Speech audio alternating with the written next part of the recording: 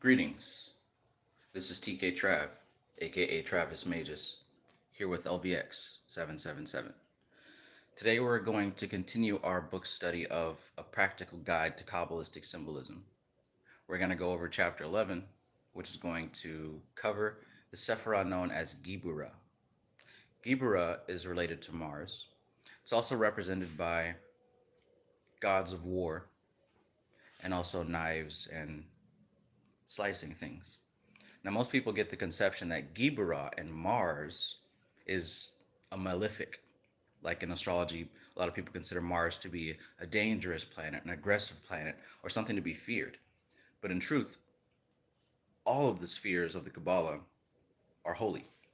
They're all divine. They're all good. Evil doesn't have a place in the tree of life. As a matter of fact, evil is excreted through the bowels of the tree to be repurposed, reformed, and reshaped, which is a process that is very close to Gibura. While most people fear Gibura, Gibura can be seen clearly as more of the adjuster, more of the assessor, right? One who assesses the project and adjusts it so that it can be balanced and harmonious. So Mars isn't something to be feared. Gibura isn't something dangerous to be feared. The angel associated with Gibura is known as Kamael, and Kamael is known as the burner of God. Sometimes we see the association with the angel of death.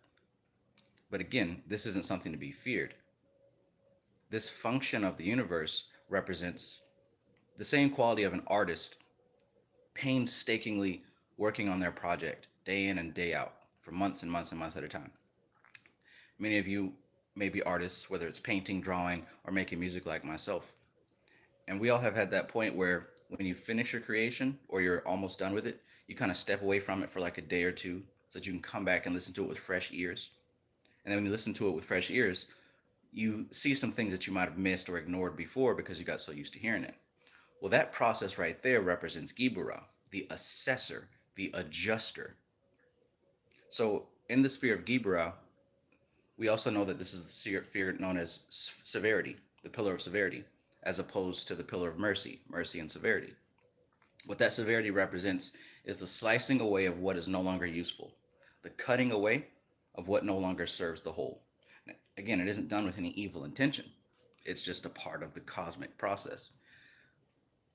So we're going to go into this book, A Practical Guide to Kabbalistic Symbolism by Gareth Knight, chapter 11. I hope you have your copy so that you can highlight the important parts that stick out to you. I can already tell you that verse 3, verse 12, and I think 21 are pretty heavy. So greetings and peace to everyone who has joined the chat.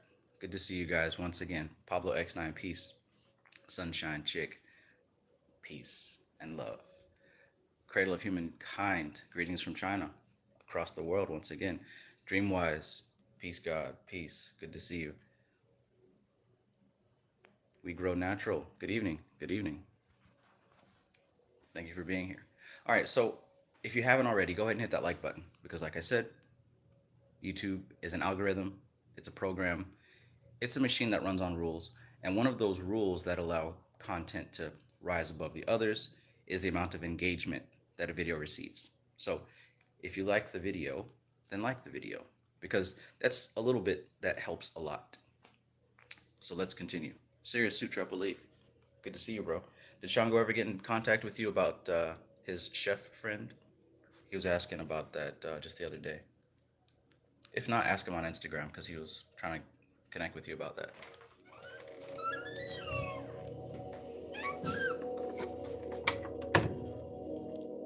Oh, goodness gracious.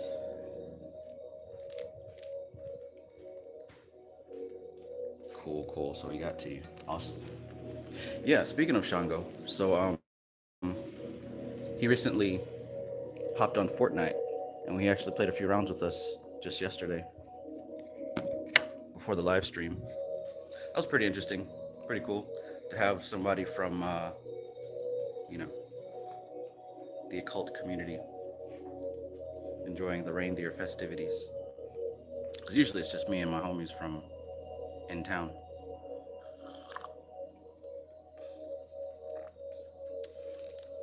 Fun game. I like it a lot. Okay, so let us begin. Speaking of the homies, I think a few of them are going to be coming with me to Atlanta for the live lecture that we'll be doing, the Master Student Conference. I think I might ride out with one of them, so I need to get back to you, Dream, about that airplane ticket. But yeah, for those of you who missed the Master Student Conference last year, we're going to be doing it again in Atlanta this time. So if you don't have your tickets, hit me up. I will send you the link to get yours. It's going to be June the 6th. June the 6th, don't forget. That way you can tell me in person how much you appreciate these book readings. Speaking of which, let us begin. Yeah, this was a good chapter. I was excited to get to it. So I made sure to read it earlier to make sure that I pick out what I wanted.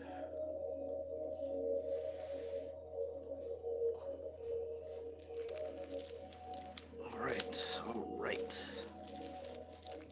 Yes, sir. So yeah, it's crucial to understand the aspects of this tree because it allows the mind to categorize properly your experience. Now, don't get me wrong. You're always categorizing your experience because this is what you do. This is what your mind does. It categorizes your experience.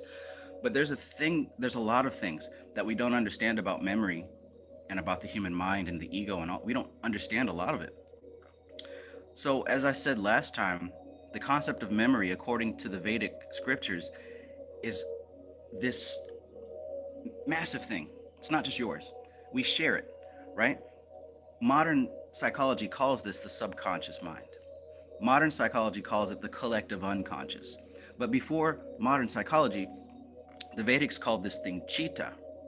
Chitta. And if we look at the very beginning of the Yoga Sutras of Patanjali, the second verse, he lays down the whole principle of yoga in the first place, which is management of the chitta, managing the modifications of the chitta. It translates in English as mind stuff. We study it a little bit and we call it the subconscious mind, conscious mind, and unconscious mind. But those aren't really legit terms, but that's just how we wrap our head around it. But in truth, like I said, the Vedics, they already broke this stuff down. Now, the chitta, not only are the memories of the individual there, not only your childhood memories, your past, but also your hereditary, your genetic memory. People talk about genetic memory.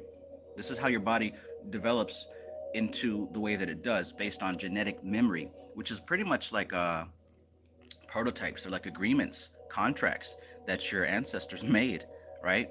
Your great-great-great-grandmother having sex with your great-great-great-grandfather, that was an agreement. That was a contract. When the DNA met together, it signed a contract, and those genetics replicate themselves all the way down to your incarnation. So there's memory there, right? That's why, who was it? Somebody in class said the other night, we see the example all the time where a child will grow up without the father present, and the mother will tell you, wow, he's just like his dad. He acts just like them. He has the same mannerisms. He does. Where does that come from? He didn't learn it directly from the father. It's memory that's stored in the genetics, which is a level of the chitta, a layer of the subconscious mind. So we're able to break down the subconscious mind now. It's not just this general pool. There's layers to it. Now here's what I'm getting to. A lot of this information is buried, not only in your past memory, not only in your genetics, not only in the racial memory of the species, not only in the memory of the planet, but here is what happens. That scale, those levels, they invert now and they become cosmic universal. So just like what I showed you in my diagram here, this is what's happening. We're going from a layer of my personal memory of who I am right now as Travis Magus, but that's built upon the memory of who I was growing up, John Travis. That's built upon my childhood memories and all my experiences that I accumulated since I was born. See, these are layers of memory, right? But see, that's founded upon the hereditary, the genetic memory that I just told you about, the DNA. Your parents' blood and flesh, your grandparents, your great-grand, and so on and so forth. There's information there still. And buried underneath that is the species level. We call that the morphogenic grid, the morphogenic field.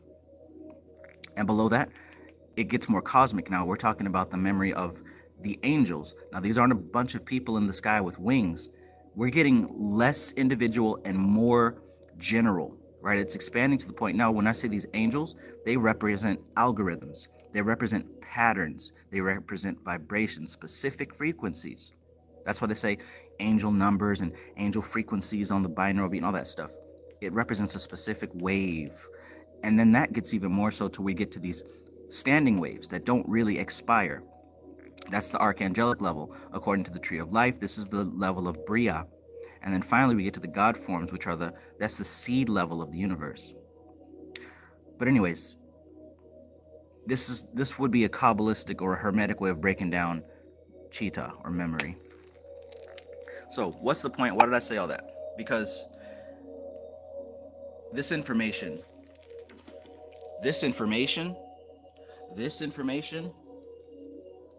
is stored in your genetics. It's not even just your genetics. It's stored in the planetary memory, the collective unconscious. This information is there and it's available to everyone. Please tell me if you understand this. It's available to everyone, but it's locked under those layers. So we need symbols, sigils, yantras, and mantras to unlock that information from within us. This is really important. Tell me you get this. This is the whole point and the whole reason of us doing any of this. This is the whole point. This information is within you, but we unlock that information using symbols. Just like the book we just finished, Mantra and Yantra. All right? This is why you have certain statues in your house of gods and stuff on your altar, and you leave certain book covers on your table because you want to be sure to see Swami Niranjanananda's face. This is for a reason, right? This is for a reason. You're pulling stuff out of the abstract mind. You're pulling stuff out of the subconscious mind, out of the cheetah. I hope you get that. I hope you get that, because if not, you're wasting your time on my channel. That is the most important thing. If you say you want to become a god, or you want to become enlightened, or you want to become your highest self, this is how you do it. You unlock it from within. You're already that. You just don't realize it. Do you hear me? You're already that. You just don't realize it. All right, that's the end. See you guys later. Peace. I mean, I could end it there because that was message. But let's read this book. I don't know where that came from, but I had to get it out before I started.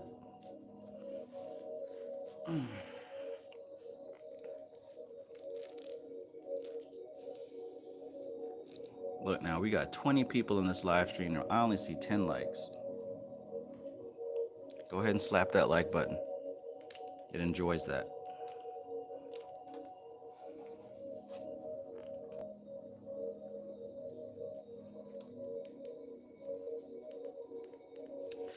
Okay, so let's see what Geburah has to do with laughter. What does Geburah have to do with swords? What does Geburah have to do with warfare? Laughter especially. I didn't expect to see laughter. But here we go. Here we go.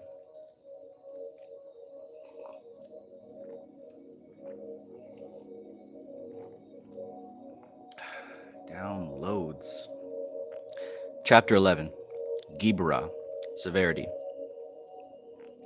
The fifth path is called the radical intelligence because it resembles unity, uniting itself to Bina, understanding, which emanates from the primordial depths of Chakma, wisdom. You guys should understand these names by now. We know the names of the tree of life: Kether, Chakma, Bina, Chesed, Geburah, Tifereth, Netzach, Hod, Yesod, Malkut. Right now we're talking about Geburah. And if you're able to see a close-up image of this, it's a king on a chariot, and there's a big-ass 5-pointed star on the front. And these two horses are thundering into war. They're ready to cut some heads. They're not playing games. That's what time it is. But like I said in the beginning, it's not just about warfare and stuff like that. And it's also important to understand these things together. In Chesed, which is directly across from Geburah, we just read that chapter a few days ago. There's a king on a throne, seated in power. He's comfortable. But check this out. We got mercy and severity. We got the king on the chariot riding off into war. And we got the king over here sitting on his throne, ruling his peaceful kingdom. But guess what? See how the diagram goes from here to here to here to here to here? He can't sit on his throne peacefully unless all the beef has been squashed. This aspect of God has to go out to the universe and chop down anything that opposes it, because otherwise he wouldn't be able to sit peaceful at this level. So just imagine the king seated on his throne, and this guy is like in charge of the military force, and they're not at war. They already got it taken care of. Nobody's going to attack them, right? So just get that image in your head. But like I said, this is the balance of mercy and severity. You have to have them both in balance, because once they're out of balance, things kind of fall apart. Too much good can be a bad thing, right? Over expansion, overpopulation. That's what happens with cancer cells. They begin to overpopulate too much. So we need to get the scalpel or the laser and slice it down so that the organism can function properly. Now this is connected here to Tifereth. As you can see, there's a different kind of king here. This is the King Christ. You see the baby Jesus, Christ ruling when he comes back, and there's the crucifixion right there. The sacrifice, the harmony. It's called beauty, actually. But just keep in mind, these three images, aspects, symbols, they balance each other. And also look where it is on the body. Tifereth on the heart. The left hand of mercy. The right hand of justice. You feel me? This is what we're going to talk about today. So yeah, I'm just breaking these symbols down so you can get an understanding of what we're talking about. So this is the fifth path. And in case anyone might get confused, the Sephirah are called paths also. So this is path 1, 2, 3, 4, 5, 6, 7, 8, 9, 10. Then it's path 11, 12, 13, 14, etc. So the fifth path is called the radical intelligence. That's the Yetziratic name of Gibura, radical intelligence. And it has to do with the fact that what this power is at the root of all things. So when it shifts, everything has to shift.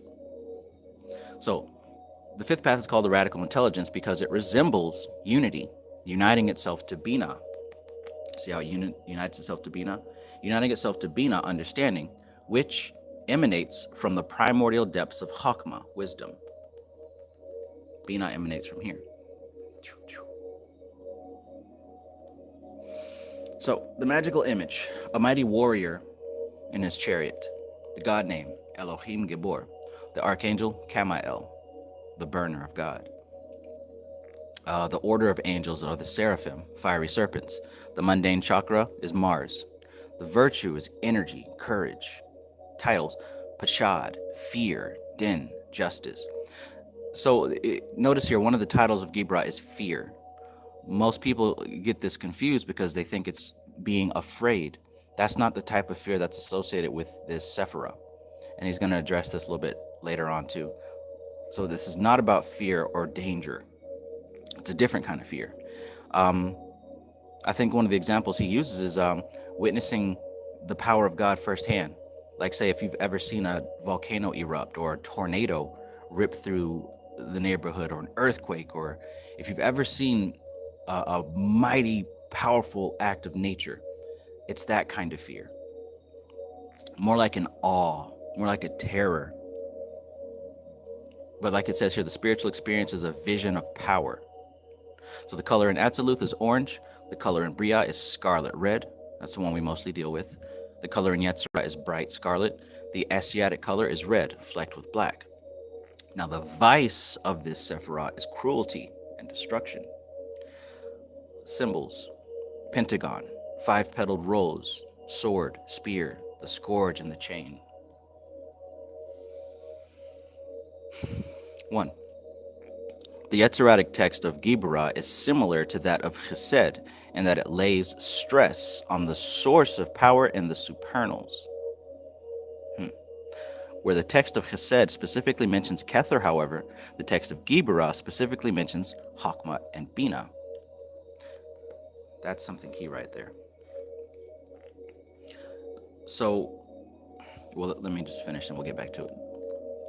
Kether is the Atziluthic or supernal world of the whole tree, while Chokmah and Bina both constitute the Briatic or creative world. From this, one can gather that as Chokmah and Bina represent the divine force of Kether in action, so does Geburah represent the more active side of the rulership principle of Chesed. This is borne out by the Giburic magical image, a mighty warrior in his chariot, the spiritual experience, the vision of power, and the virtues of the Sephirah, energy and courage. Okay, so that was a pretty gem right there, and I'll break it down. Let me grab my Kabbalistic tarot book, the blue one.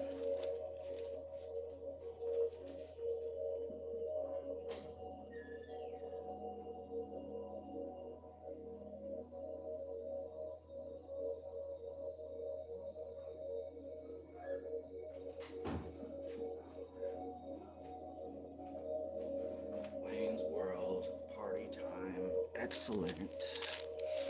All right, Kabbalistic tarot. So check this out.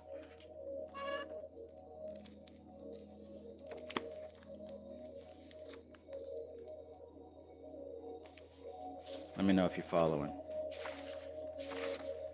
I'm just connecting dots here for those of you who truly want to understand what Kabbalah is all about. Okay, not that diagram, this diagram. Okay, so take a look at this diagram, and basically what this is showing you is the tree of life, obviously. Now we know that there are 4 worlds. I've mentioned that repeatedly, and these books mention that as well. There's 4 worlds, which means there's 4 levels, 4 angles of vibration, of expression of the source, okay? So even though there is one tree diagram, it actually replicates inside itself. So if you were with us for the Ladder of Lights, he described each Sephirah and what the experience is like in the 4 worlds of each Sephirah. So each one of these exists at 4 levels, 4 degrees. But when you're talking about the entire tree, what he said in this book was that Kether represents Atziluth. Let's see what else. Yeah, what he said in a practical guide to Kabbalistic symbolism is that Kether is the Atziluthic or supernal world of the whole tree, while Hakma and Bina both constitute the Briatic or creative world. From this, one can gather that Hakma and Bina represent the divine force of Kether in action. Basically, the way that he's putting it is that Kether represents the Atziluth world, Bria is represented by these two, and then the Yetzirah is represented by these, and then Asaya is represented by this. In this book, it's slightly different. As you can see, he relates the whole top half of the whole upper triad to the world of Atziluth. Then he relates this triangle that we're currently reading about, Geburah, Chesed, and Tiferet, to Bria, and he relates the astral plane here to Yetzirah, and he relates the physical, all the physical material plane as Asaya.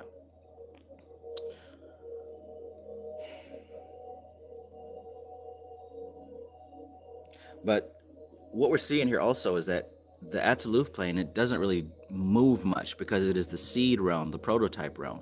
Just like Kether, it doesn't really move much, doesn't really do anything. But the next world of Bria, the creative, see the archetypal world, but the next level of Bria, the creative world, that's where the movement begins. That's when things start to change. And that world is represented by the archangels. That's why they're seen as the hands of God. Because on the Briatic level, they're the ones that are actually taking those seeds of archetypes and putting them into motion. So that, according to the Kabbalistic, a practical guide to Kabbalistic symbolism, he says that that world relates to Hakma and Bina. So the next level down, which is the formative world, that's going to be represented by Gibura, that which we're reading, and Chesed. That's why it's called the pillar of mercy and the pillar of severity. It's not called the pillar of wisdom and the pillar of understanding.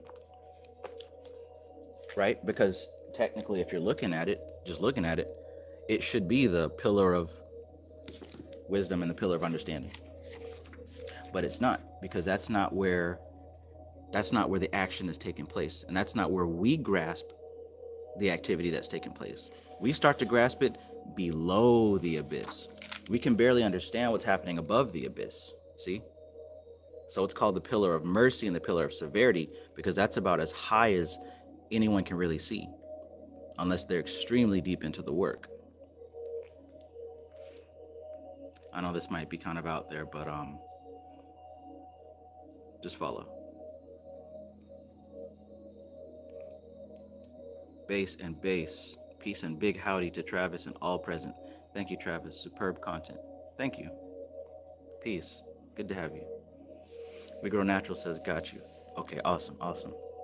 So yeah, like I said, this upper triad, it's happening outside of time and space, right? This is beyond time and space. This is in the archetypal plane.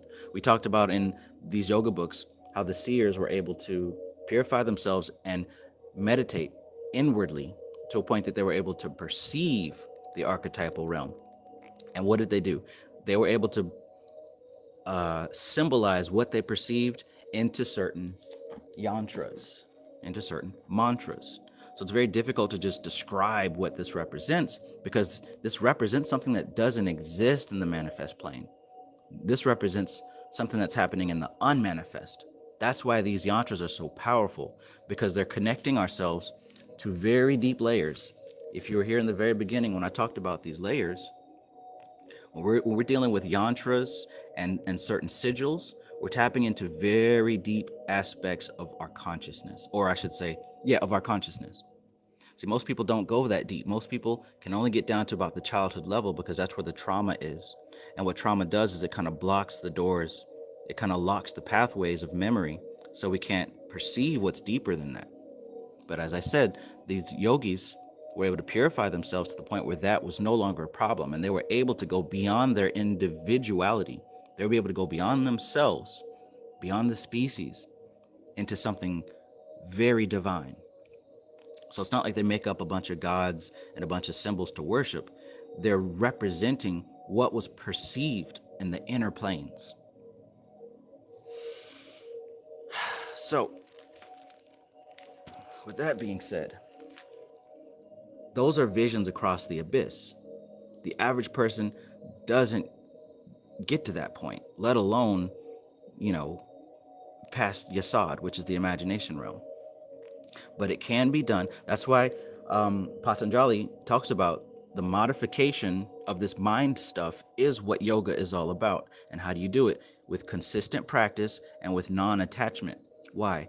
Because with non-attachment, you learn how to be still no matter what's going on the outside, and you learn how to be still no matter what's going on the inside. That's where it counts. Because as you begin to penetrate these levels and you begin to see things, experience things, become aware of things, it has the potential to disturb you. And if you're disturbed, it's a result of being attached. But if you remain non-attached, you remain undisturbed. So you're able to travel in these deep waters without drowning, without getting lost. It's starting to make more sense now, right? So it's not simply non-attachment because you don't want someone to hurt your feelings. It's non-attachment because you realize that none of this stuff impacts who and what you really are, which is across the abyss. The only way to make it across the abyss is to remain unattached. Because by the time you get to this level here, as we'll see in this chapter, whatever is unnecessary will be sliced off, especially if it's fear and anger and those kind of negative emotions. Those will have to be sliced off past this area. And if you are attached to those, then you're getting sliced with it. And we repeat the merry-go-round. I know this is a lot of info before even getting past verse 1, but that's what this is about. Really understanding the text here. Really understanding the text. And I'm not just like rambling. I'm really illustrating these different points so that you can clearly understand what Gibura is about. It's not about attacking. It's not about warfare. So let's continue. Jeez Louise. You got to be serious about this thing if you're listening to my channel.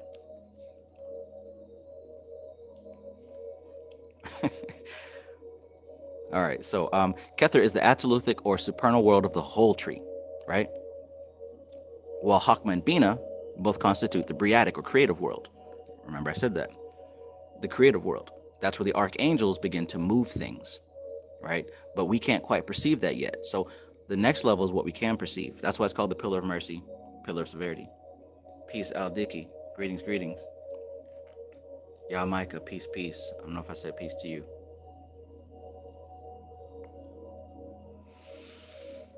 Okay, guys. So, From this, one can gather that as Hakma and Bina represent the divine force of Kether in action, right? Hakma and Bina represent the divine force of Kether in action.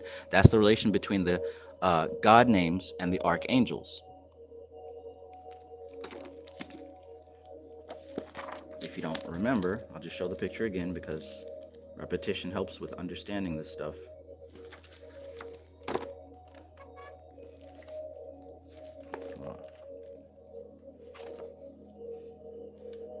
All right. So Bria, the creative world, is symbolized by the archangels. This is symbolized by the God names. At this level, he says, Kether is the absolutic or supernal world of the whole tree, while Hakma and Bina constitute the Briatic world.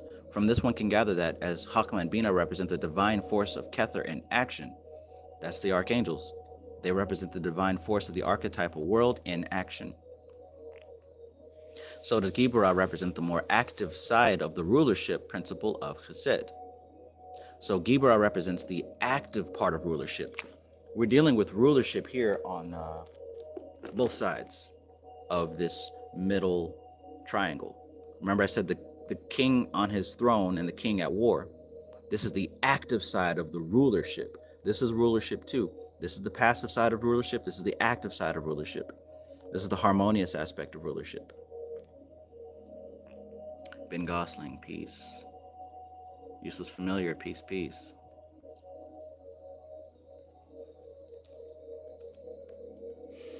Okay.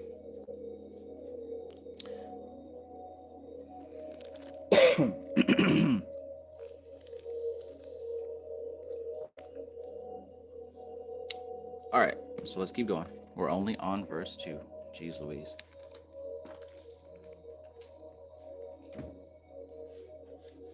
But it's good to be thorough. That way there is no stone unturned and things are properly understood.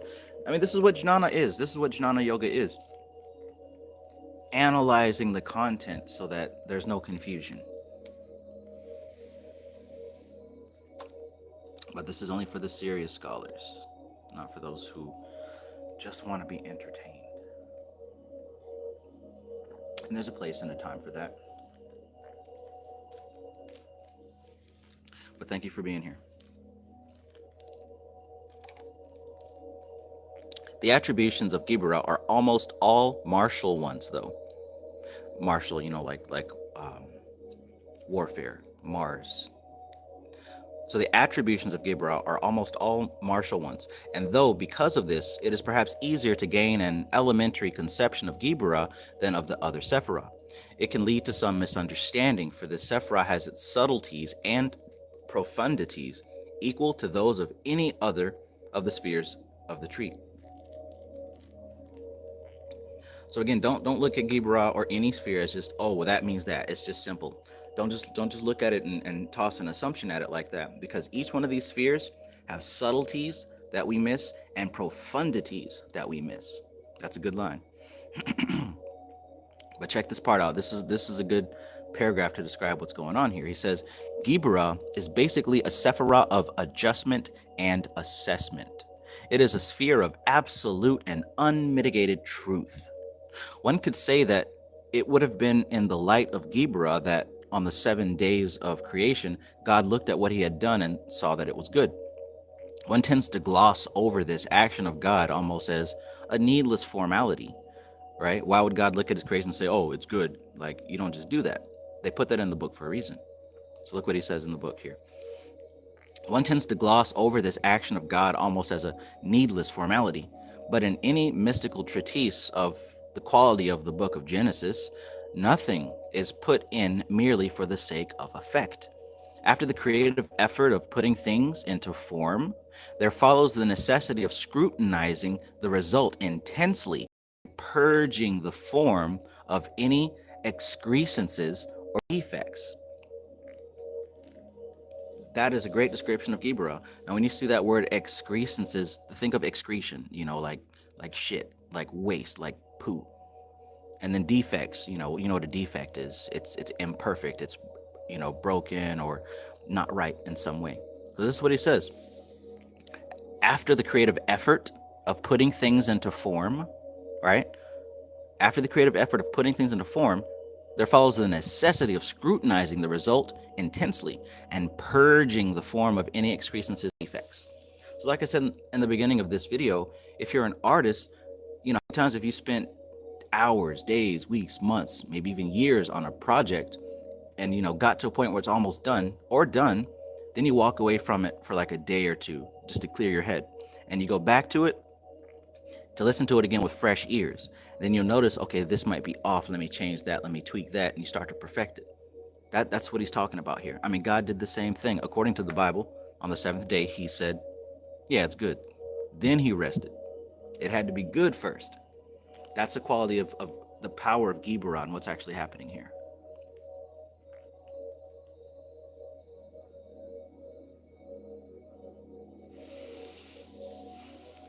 Aldiki says he was just breaking this down and teaching at the end of study last night.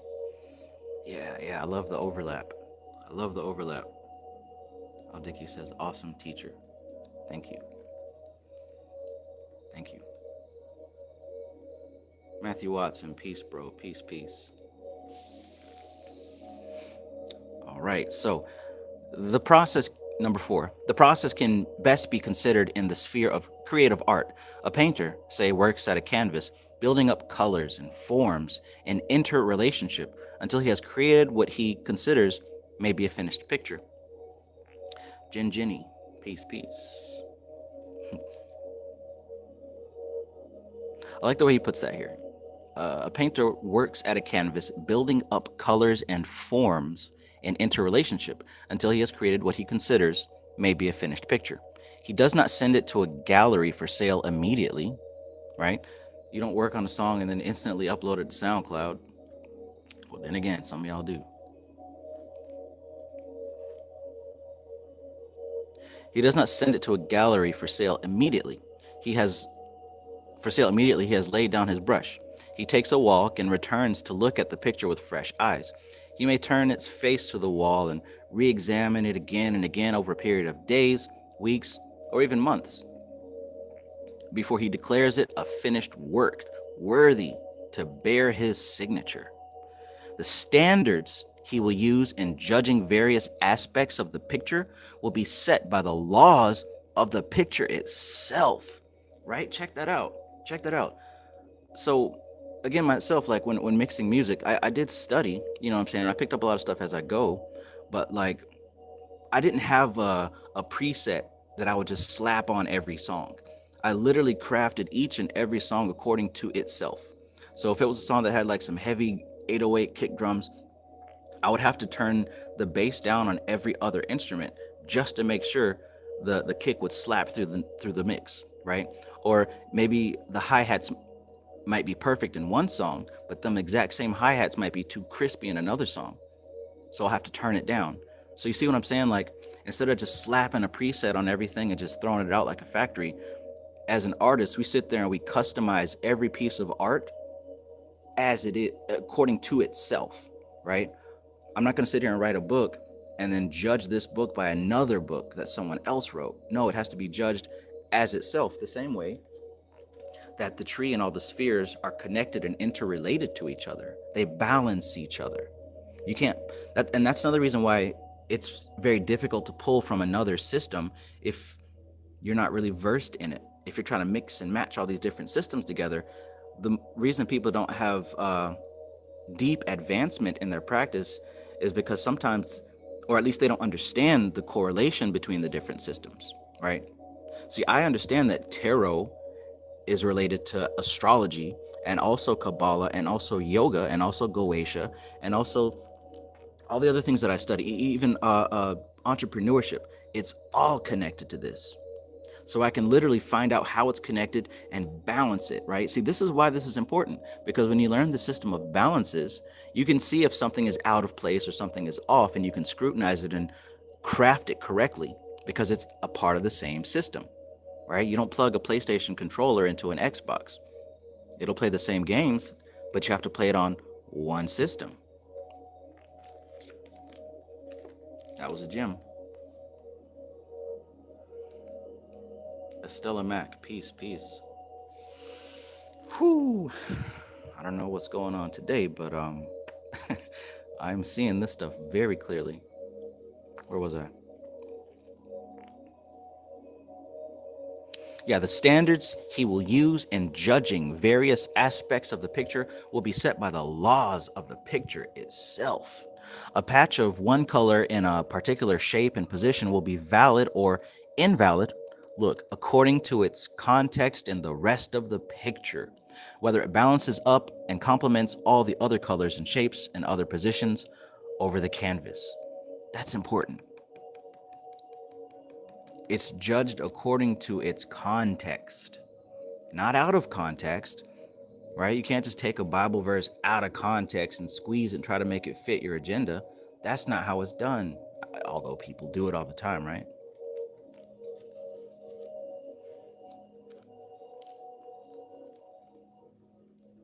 So if you're going to work with Goetia, work with the whole system. Don't try to mix and match.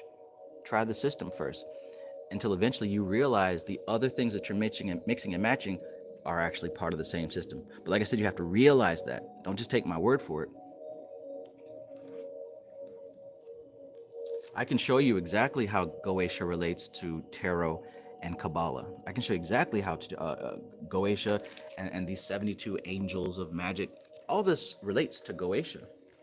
Kabbalah, and also yoga. I mean, doesn't this look like something that we've recently studied? Does it not? Didn't we describe the symbols in these things not long ago?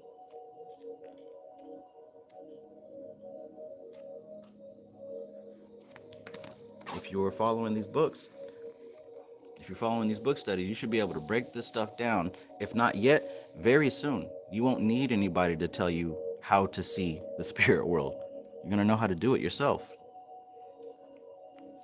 And if you take my class, you probably at that point or reaching that point by now. Let's continue.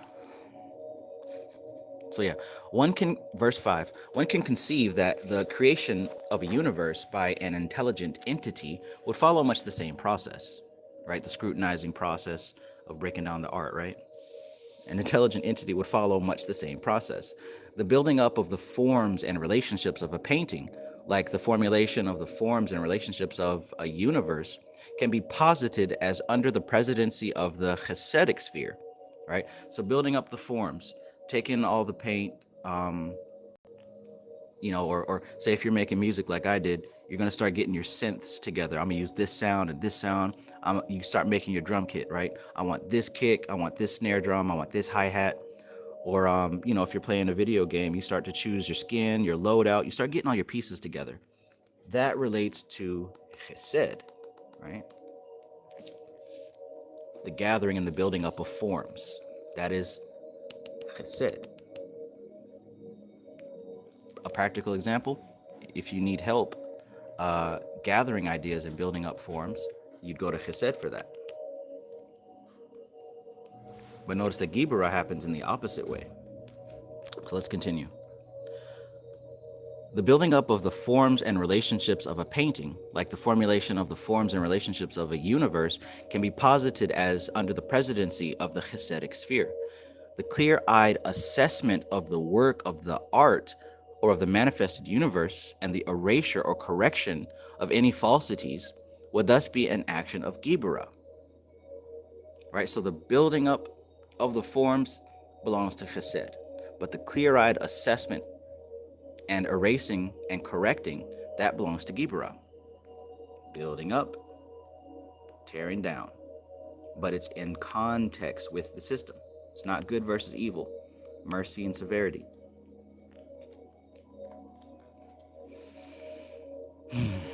Verse 6, in a well-conceived and executed work of art, there would be little need of corrective action, though the principle of Geburah would be applied with equal force in the assessment of it.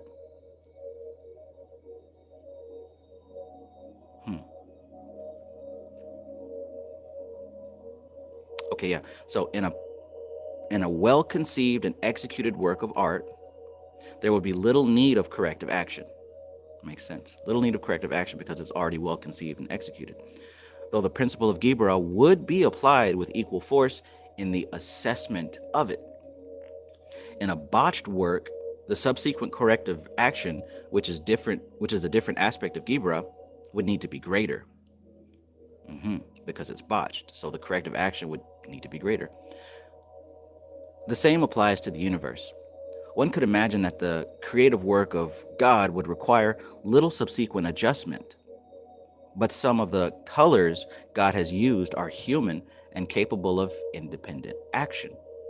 If man had acted throughout his evolutionary life in accordance with divine law, all would be relatively well, but he did not. So the result in this planet, at least, has been like a painting in which the colors arbitrarily change their hues, lighten, darken, or spread over the canvas to areas where they should not be. This, of course, calls for constant assessment and readjustment on the part of the creator, and the attempts to keep the universal work of art from becoming an unredeemable mess are what we call the workings of the laws of karma, or more properly, readjustment. And these laws are attributed to the Sephirah Gibura. If you have the physical copy, I would highlight all of paragraph 6 and read over that again. In a perfect work of art that's well constructed and well put together, there's no need for corrective action and erasing things. But the scrutinizing eye, it's not going to take favorites. The scrutinizing eye is going to be the same, right? But because the work is already well done, you know what I'm saying? There's not going to be much to correct. Now, in a sloppy work, in a work that isn't well put together, and a work that needs a lot of correction, that Geburah force is going to be applied more intensely, right? And in this universe, we've got aspects of it that are continually needing to be balanced and put in order. And that process of balancing in order is known as karma. So it isn't even just personal. It isn't even just about you personally. This thing goes deep. Like I said, once again, with these levels, yeah, there's a level of karma that is for your current incarnation, but there's karma that has been in process that goes all the way down, at least to the abyss, and not beyond it, because past the abyss is eternity. And this is the archetypal realm. This is the realm of essences, not expressions. In the world of expressions, there's this continual process of needing to be corrected, reformed, fixed. This is manifest prakriti. Now, the Geburah force is still up here, but like I said, in a perfected work, it doesn't really need to be executed like that. But it exists in potentiality. All of these actually exist in potentiality up here. This should start making a little bit more sense, hopefully. Alora, peace, welcome. Alora says, walking my dogs and listening to this awesomeness. Sending you my love and gratitude to everyone here. Good to have you, Alora.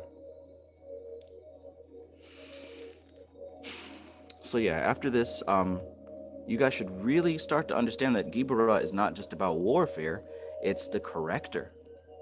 Now you can see why people would fear it though, because a lot of people are afraid of being corrected. Cool beans. But yeah, verse number 6, y'all. Make sure you meditate on that one. Hell, I almost want to read it again, but as thorough as I'm being, I need to continue or else my battery's going to die. Verse 7. It is in view of this that there is an aspect of Geburah known as the Hall of Justice, or the Hall of the Lords of Karma. Justice, as the perfect balance between mercy and severity.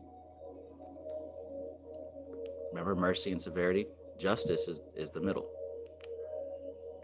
So justice, as the perfect balance between mercy and severity, is properly assigned to Doth. So actually, the justice is Doth. Now, we learned from Ladder of Lights, he talked about the way to come across the abyss, you'd have to actually have perfect balance between the mercy and the severity. Right? So having a clear understanding actually of what this means can give you an idea of what the balance would be like between these two aspects. The balance is what Doth actually represents. The balance between the building up of forms and the assessment of its perfection, and cutting away what is necessary, or cutting away what is unnecessary. And isn't that what we talked about with the experience of crossing Doth? How ego has to be left behind, attachment has to be left behind, memory has to be left behind. Everything that comes from Malkuth experience has to be left behind. Balance. Because it exists here in seed form and potential form. It exists here in manifest form. Can't bring manifestation to unmanifestation. The awareness of the individual has to flip, has to invert, right? That's what happens at the experience of Doth. Your awareness of who you are, what you are, and where you are begins to invert.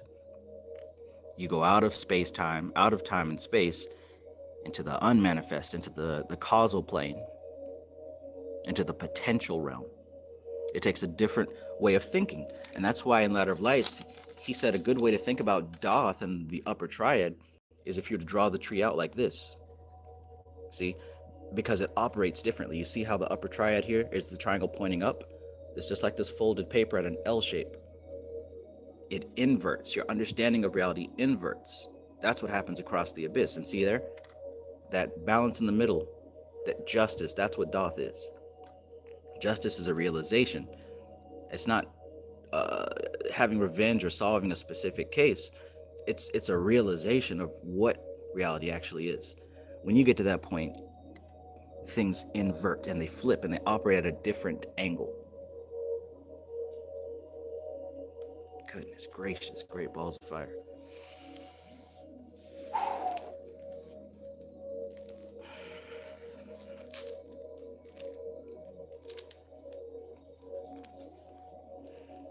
If that doesn't make any practical sense to you, I'll put it this way. Imagine when you're laying down to sleep, right? You have your five sense consciousness. You understand you're in a body, lying in a bed, and you're going to sleep. But at some point, you begin to dream, right? You didn't even notice the flip.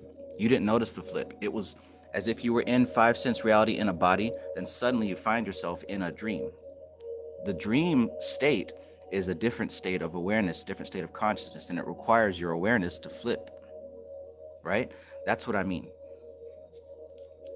Crossing these different planes involves a flipping, an inversion of the awareness. So you go, it's not like you smooth, how do I put it? The experience of these different worlds is that each one of them is different from your current five sense reality. But they become more and more fine, more and more subtle. But yeah, like I said, as far as the dream and becoming aware in the dream, that represents an experience of being in this triangle. But your awareness has to flip. If you fold the tree in half, you're going to see this barrier also appear here. There's actually a barrier here. And that typically happens when you go unconscious. So let's keep going. Verse 7. It is in view of this that there is an aspect of Geburah known as the Hall of Justice, or the Hall of the Lords of Karma. Justice, as the perfect balance between mercy and severity, is properly assigned to Doth, the conjunction of Chokmah and Binah, the two Sephirah mentioned in the Yetziratic text of Geburah. Geburah is the sphere where that justice is applied in the worlds of form. 8. This aspect of Geburah can be imagined as a great hall, completely empty, but radiated throughout with scarlet light. Here the soul stands stripped naked of every shred of excuse or possibility of evasion, while the piercing, shadowless light penetrates to every part of its being. In the utter silence of the scarlet hall, justice is revealed. The soul is in such and such a state, and is revealed to be so. In this revelation, everything is taken into account, automatically, inevitably, and pitilessly. It is a hall of justice, not judgment, and no sentence is pronounced, no doom decreed.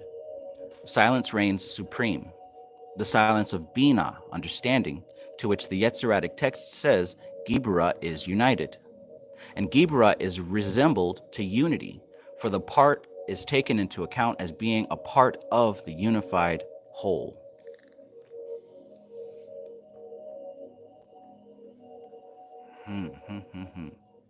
That's a path working for you if you want to get a feel for the essence of that sphere. Society ejects, peace, peace.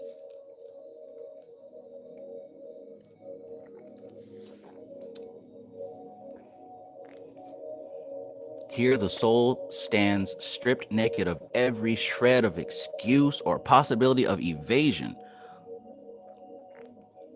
Now, when I was talking about Doth and how by the time you get to that point, you can't take ego with you and you can't take memory and all that stuff, I'm not just saying that to sound cool. Like, imagine what he's talking about here.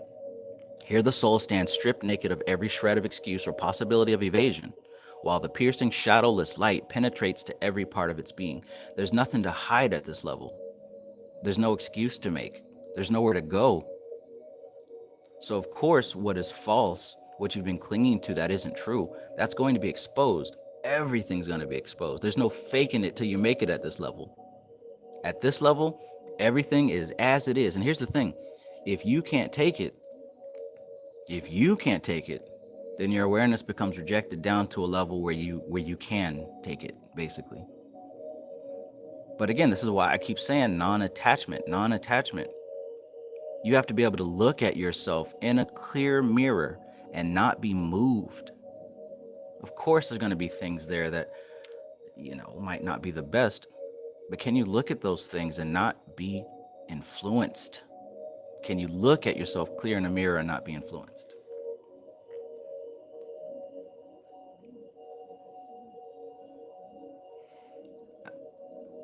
Man. Sunshine Chick says, sounds like Jnana Yoga is the tool to get you there. Yes, ma'am. Aldiki says, to be honest, this is another banger like the Ladder of Lights, and this is still the beginning. Right, we're not even halfway done. Man, oh man. We Grow Natural says you're basically stripped. Right. And here's the thing, how do you feel in that moment? Just you and the light of God. I'm willing to wager that most people would be extremely uncomfortable. Extremely uncomfortable.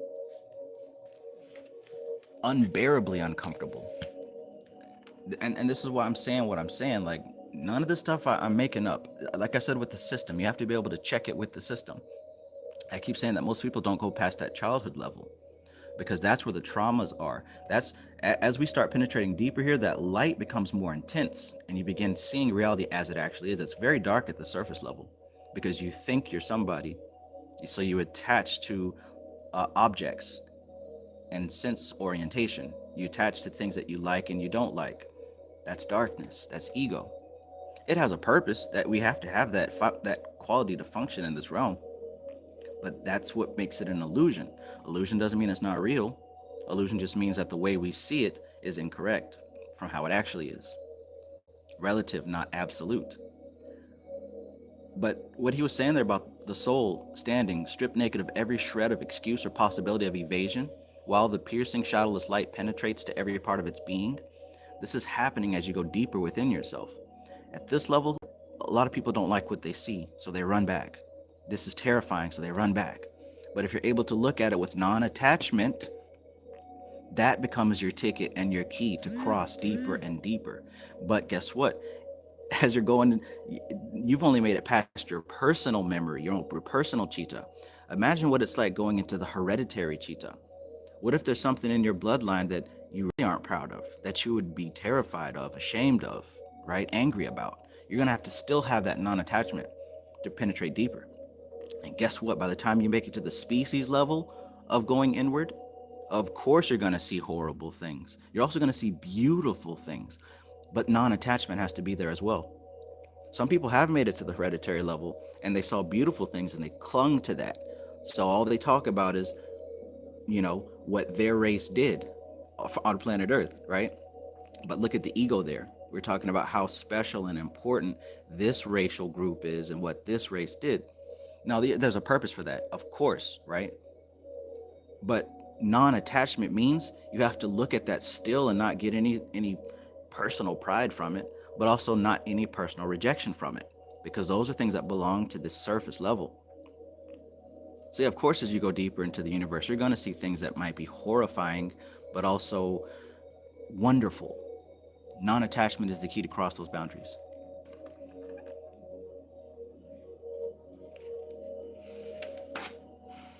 Let he who has an ear hear what the Spirit says to the churches. J. Cam says, is that our own light or a reflection of a false deity? Well, I mean, it's not going to be a false deity, because as I keep saying, like, there's no false anything at this point. At this point of the tree, there's no false anything. What does he say here? He says, here the soul stands stripped naked of every shred or of excuse or possibility of evasion, while the piercing shadowless light penetrates to every part of its being. If you see a false, if this is a false thing to you, that's something that's coming out of yourself. If you're seeing any kind of boogeyman, demiurge, I'm scared of this, or this is gonna get me, you haven't made it to that level yet. Because this is coming into a realization that there's nothing that is out that can be an enemy to you. If you're believing that there's something that can be an enemy to you, then you're still associating with the ego aspect. And the whole ego aspect is about clinging to pleasure and running from pain. That's not the soul aspect. That's the ego aspect, and that's part of the illusion. That's part of something that is relative and not absolute. Ego will perish. That's why it fears. So if you were to see a false entity, that's the fear of perishing has arisen. Are you able to look at that with non-attachment? What if it was? Can you look at it with non-attachment?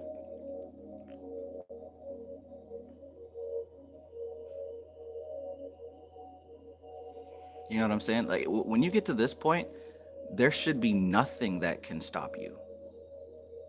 Like, even if it was the spooky demiurge vampire thing, could you still look at it and see straight through it?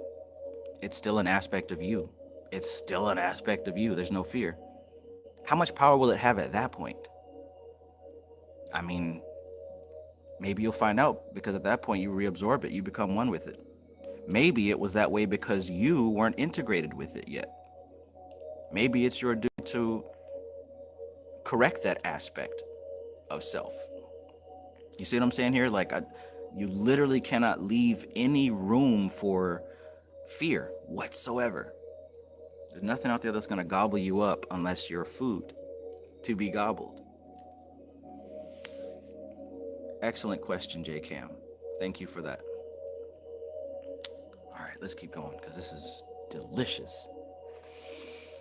But yeah, and like it says here at the very last line, and Gibura is resembled to unity, for the part is taken into account as being a part of the unified whole. A part of the unified whole. In this revelation, everything is taken into account automatically, inevitably, and pitilessly. All right, let's keep going. Verse 9. The result to the soul is the presentation of an inescapable fact, what the soul really is. In this assessment factor of Geburah, there is no conception of a punishment forced upon a soul. The Hall of Justice is like an immensely complicated and infallible calculating machine. It delivers the answer, and that is all. Though the whole omnipotence of the cosmos is behind that answer, there's equally no consideration of whether the soul has the strength to bear the truth revealed, or whether it will be crushed beneath the burden. The answer comes, and the soul can take it or leave it as long as it chooses, as long as choice remains. That's important there too, because this describes the mannerism of Geburah. So the way to see these aspects of the archetypes clearly is to take personal emotion out of it. You got to take personal emotion out of it, because as long as there's personal emotion and personal opinion to these things, it's going to be skewed. So what does he say here in this paragraph?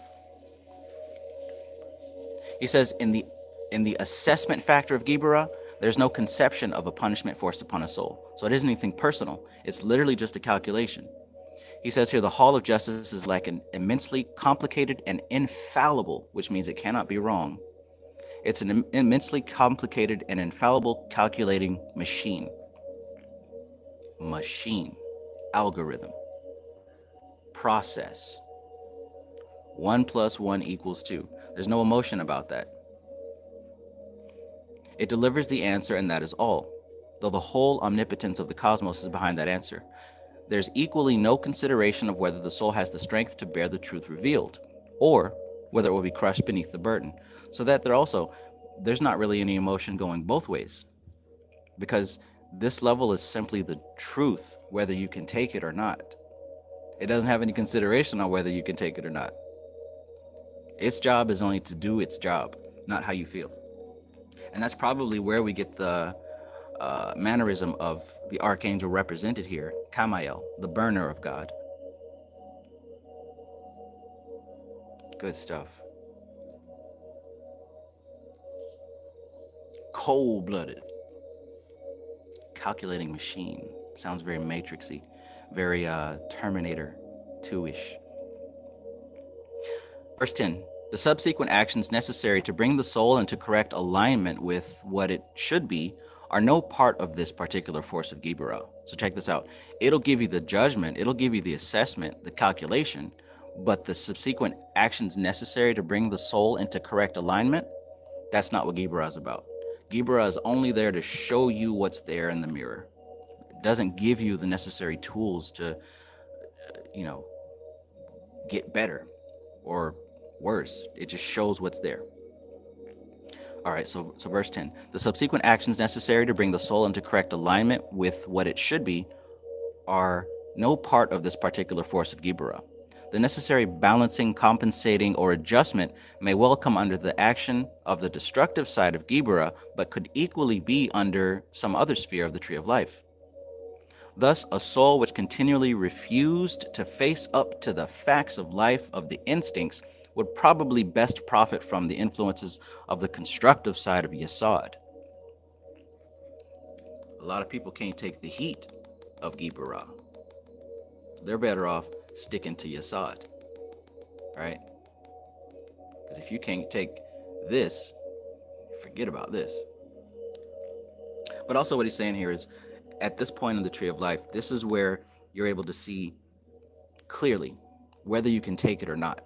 Now, it doesn't give you the necessary tools to balance yourself. That's going to have to take place in one of the other spheres. But at least here, you're going to be shown where the flaws may be.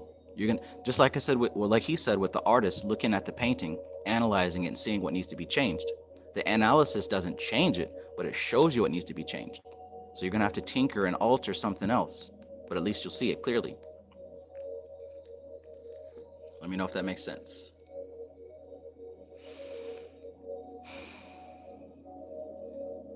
But yeah, thus a soul which continually refused to face up to the facts of life, of the instincts, would probably best benefit from the influences of the constructive side of Yesod. A harsh application of pure Giburic force might do more harm than good. Tough love, huh? It is in guiding and helping souls to eradicate their failings and excrescences that the hierarchy of masters is concerned. These elder brethren of humanity, knowing the strengths and weaknesses of a soul, may advise and help it so that the expunging of the scarlet letters on the scroll of the machine of truth may be as little shattering as possible.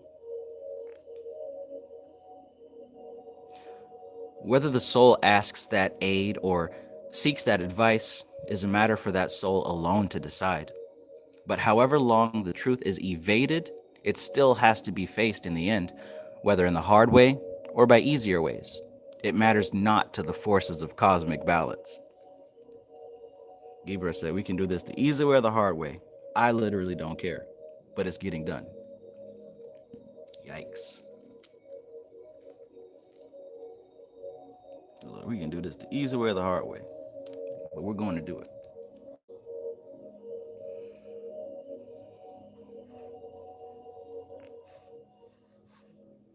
It matters not to the forces of cosmic balance. That's a movie line right there.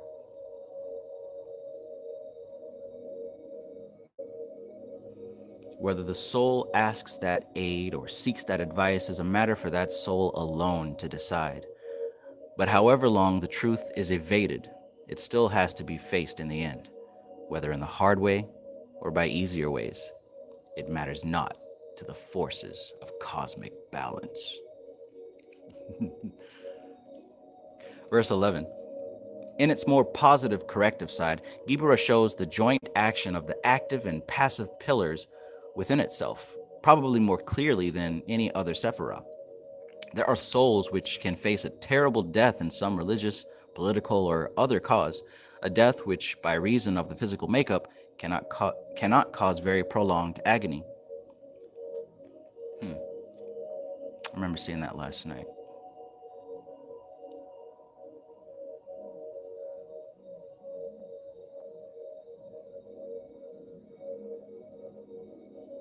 Okay. A quick death, maybe traumatic, but quick death. He says, there are souls which can face a terrible death in some religious, political, or other cause, a death which, by reason of the physical makeup, cannot cause very prolonged agony. This is the sharp Giburic action symbolized by the spear and sword. The passive aspect of Geburah can be very slow, and indeed its slowness is one of its most potent methods, implying constant vigilance and iron control of its continuous working over a very long time. This is to be seen in the gradual evolutionary forces of karma, the gradual development through trial and tribulation of the human being, the gradual development and breakup of racial groups. The relevant symbols here are the scourge, which lashes to continuous action, and the chain, which holds captive through great stretches of time and prevents any escape. Sheesh. The mills of God grind slowly, yet they grind exceeding small. Though with patience he stands waiting, with exactness he grinds all. This is some potent stuff right here. The chain and the scourge. So the scourge is constantly whipping the beast into motion, training it, disciplining it, but at the same time it's got a chain attached to it because this is gonna go on for quite a while.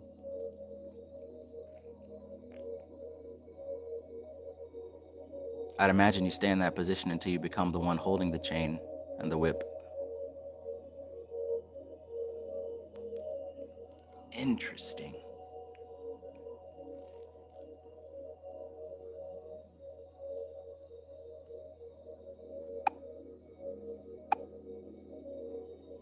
Interesting. Okay, verse 12. The inevitability of this process of Gibura is shown in the title assigned to it in the Yetziratic text, the radical intelligence. This implies that the works of Gibura have to do with root sources and origins, forming part of the essential nature of things, and are also thorough and unsparing, so that anything which does not align with the basic pattern is detected and completely eradicated.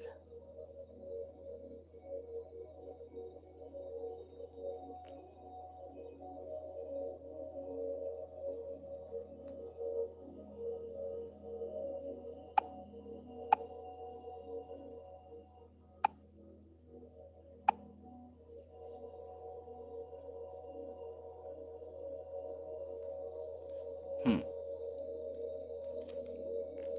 13. However, one title of Gibura may be very misleading, which is Pashad, fear. Wait, well, let me go back and say number 12 one more time, because that was also an important line. The inevitability of this process of Gibura is shown in the title assigned to it in the Yetziratic text, the radical intelligence. This implies that the words of Gibura have to do with root sources and origins, forming part of the essential nature of things, and are also thoroughgoing and unsparing, so that anything which does not align with the basic pattern is detected and completely eradicated. Ooh-wee. So also like an algorithm, right? And we talk about being in alignment. You know what I'm saying? So dealing with this what's it called? The radical intelligence, right? The essence of Geburah, the radical intelligence. This has to do with me mentioning the further up the tree you go, the more you're dealing with pure patterns, whether you want to call them vibration, frequency, whatever. These are pure patterns that are getting closer and closer to the essential realm. Now, these pure patterns, they exist with or without us. As we rise our awareness to those levels, look what it says here. They're thorough. They're thoroughgoing and unsparing, so that anything which does not align with the basic pattern is detected and completely eradicated. So rising up these planes has everything to do with beginning to align to cosmic patterns that are already in place. Alignment. And here's the thing about alignment. Once you get into that flow, again, anything that does not align with the basic pattern is detected and completely eradicated. This is the power and the function of Geburah.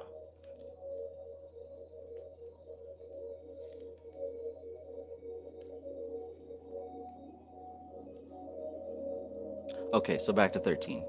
However, one title of Geburah may be very misleading, and that is Pashad, fear. If there is one thing that has absolutely no part in the divine plan for evolution, and which is in itself unreservedly evil in origin and manifestation, that thing is fear.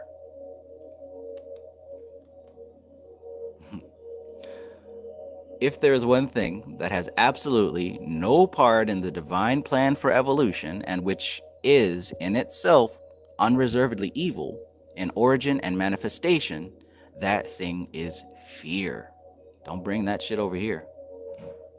One could almost say it was from fear that all other deviations in evil arose, that it provides the foundation for the powers of evil.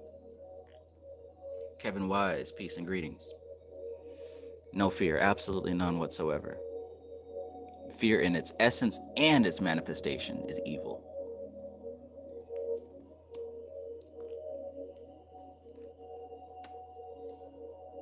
(14) Where there is faith or knowledge of God, there is no fear. It will be remembered that the virtues and vices of Doth, the Sephirah of knowledge, are much concerned with the absence or presence of fear. Here we go back to Doth again. Crossing that bridge of Doth.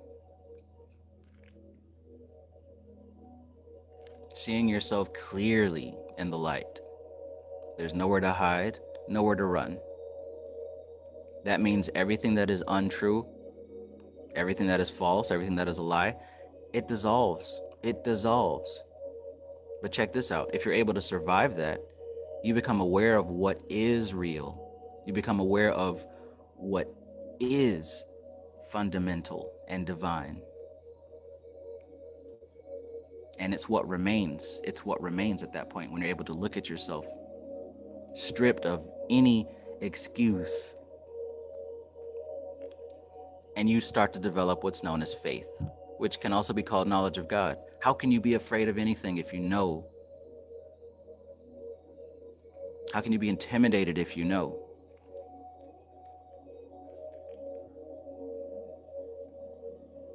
I guess you guys didn't see that dude try. No, I won't even mention it. No longer. Let's just say that this verse came exactly on time. Where there is faith or knowledge of God, there is no fear. It will be remembered that the virtues and vices of Doth, the Sephirah of knowledge, are much concerned with the absence or presence of fear.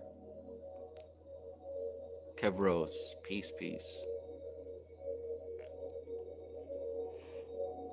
As has been well said, the truth shall make you free, as it seems where the early Christian martyrs going singing to their deaths, and yet of course many fear truth and fear it so much that they cannot even admit to themselves the existence of their fear. Man, that's a sorry state. That's a sorry state. What did he say? Yet of course many fear truth and fear it so much that they cannot even admit to themselves the existence of their fear. They fear the truth so much that they can't even admit to themselves that even such a thing would be possible, let alone within them. Fear, of course, is very deep-rooted and is common to animals and man, so it is not primarily a result of man's fall. It has been said that it was a prime cause of the legendary war in heaven, when certain great beings, angelic and otherwise, revolted against the will of God, fearing their extinction or exceeding change. This event, primeval as far as humanity is concerned, has been handed down in popular legend as the revolt of Lucifer. Though Lucifer has been much maligned by this attribution, as he is really an aspect of the Promethean forces, his name signifying the light, though he is said to have fallen through pride. Pride, however, is one side of a coin whose other side is fear. And fear is a result of lack of faith, lack of knowledge of God. Fear is a result of lack of faith or knowledge of God, right? Fear is a result of lack of faith, a betrayal of the love of God.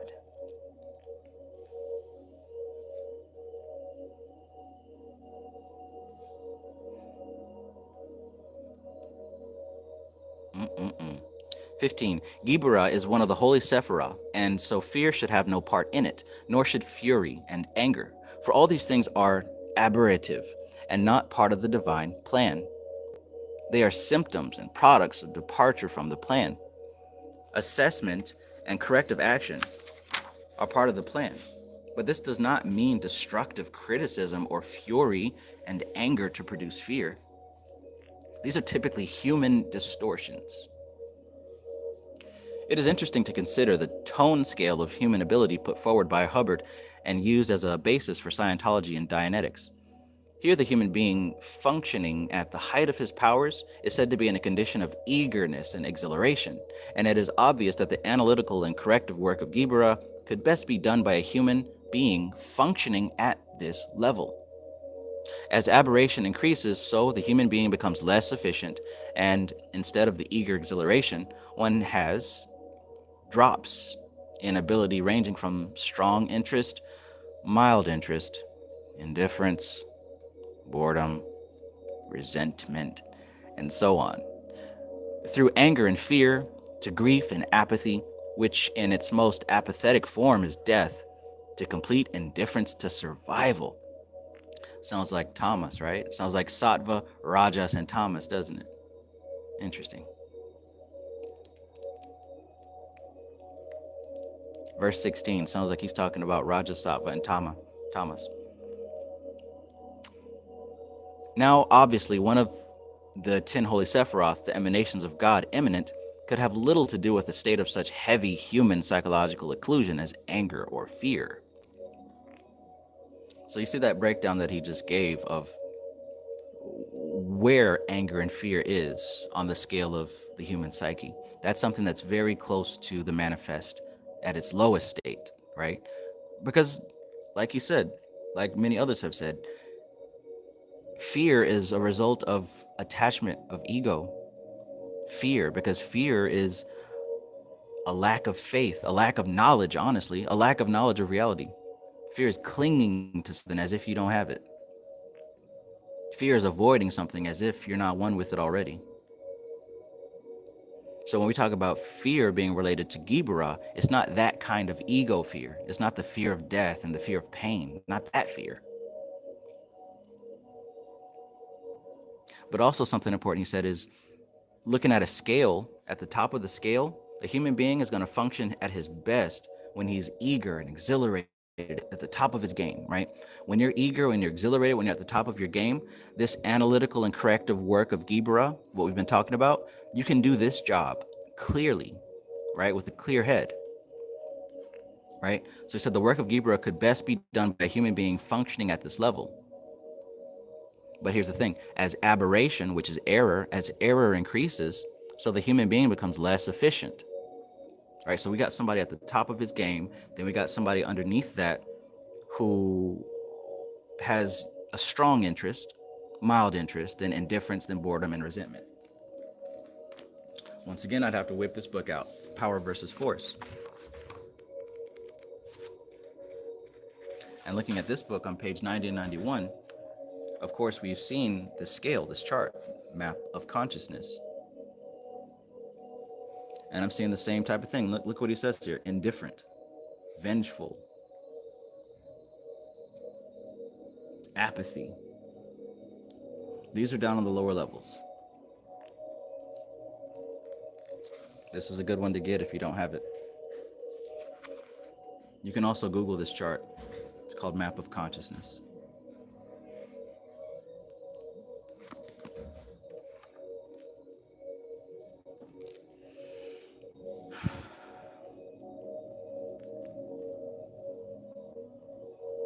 Death Kill Reaper, peace, peace.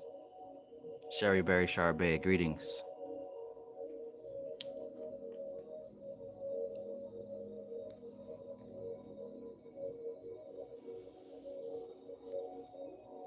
"17. The ideas of anger and fear being associated with Geburah probably come from the typically human associations derived from a superficial study of its symbolism. The title Pashad, fear, refers more to the awe that encompasses one in contemplating a vast manifestation of God's power in nature, what also might be called the fear of God, which is not at all the same as ordinary fear. Anger and fear may also be human reactions to the forces of Gibura at work. That is, anger at the reality revealed and fear of the consequences necessary to bring that reality into alignment with spiritual truth or spiritual reality."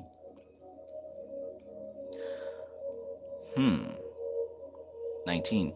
Although energy and courage are true enough as virtues of the Sephirah, for they represent the forces of the fully functional, unaberrated human being in action as put forward by L. Ron Hubbard, anger and fear might well be included in its vices.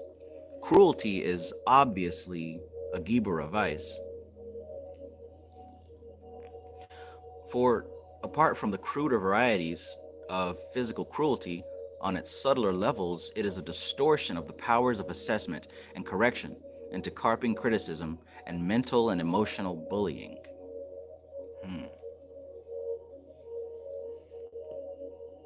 So there he's describing why cruelty can be seen as the vice of Gibura, because now we're getting to the distorted aspect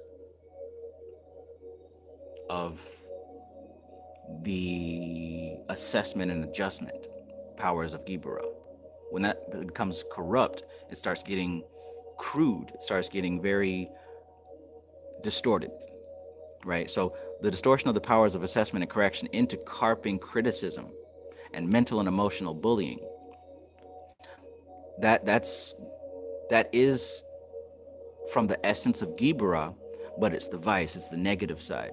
It's the imbalanced side, I should say. Not negative, it's the imbalanced aspect of Gibura. This is where you get bullying and intentionally painful criticism and things like that. That's an abuse of the essence of Gibura. Will Trent, peace, bro.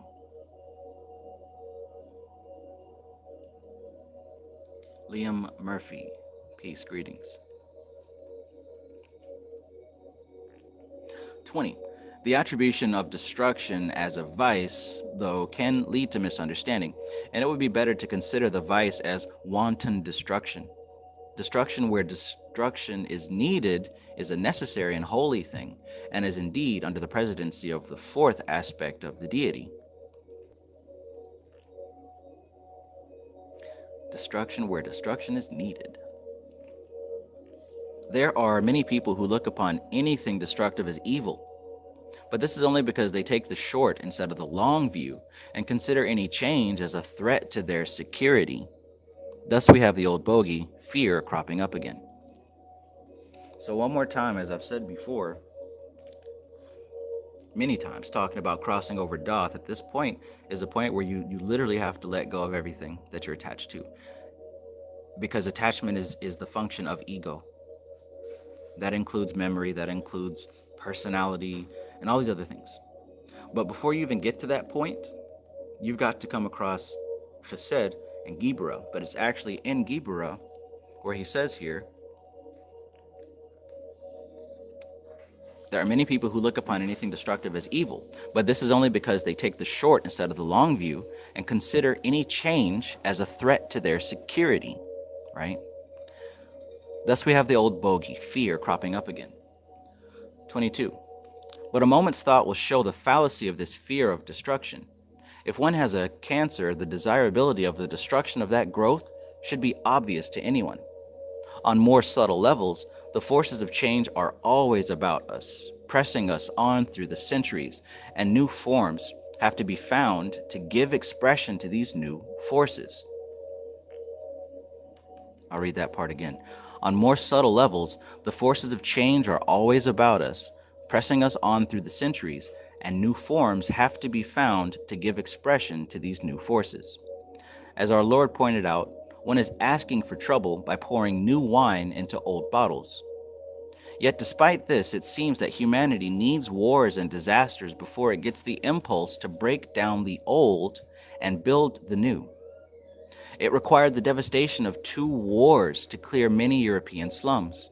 It required revolution at least once in the history of almost every Western nation to break up the old thought forms and prepare a way for democracy in one form or another. Yet the principle is so simple. You cannot have an omelet without first breaking eggs.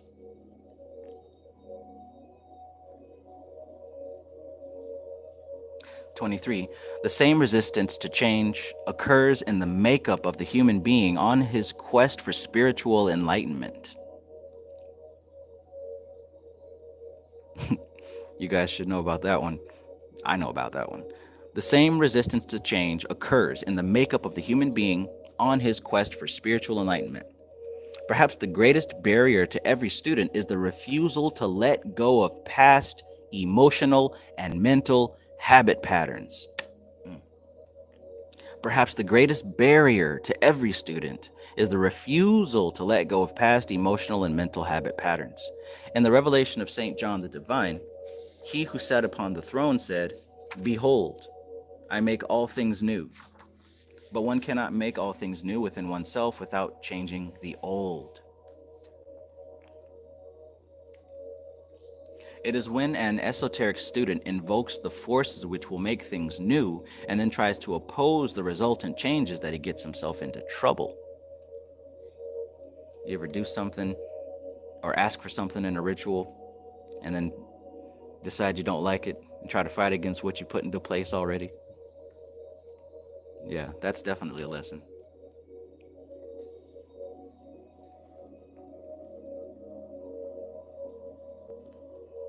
You're doing a spell for more money, and then your job assigns everybody mandatory overtime. And all of a sudden, that's not what I asked for.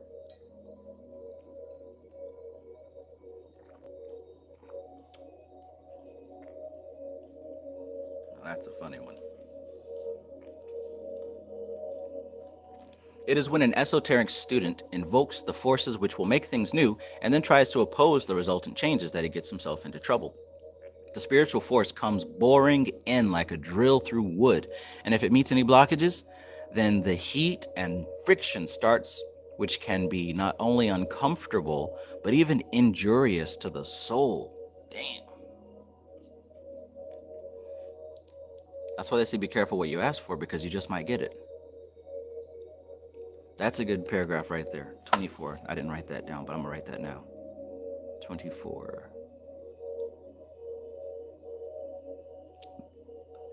Change. Yeah. If you have the physical copy, that'd be another one to think about right there. And to maybe even look back and see where this may have happened to you. 25. Where conscious duplicity is concerned, the resultant catharsis, which is release.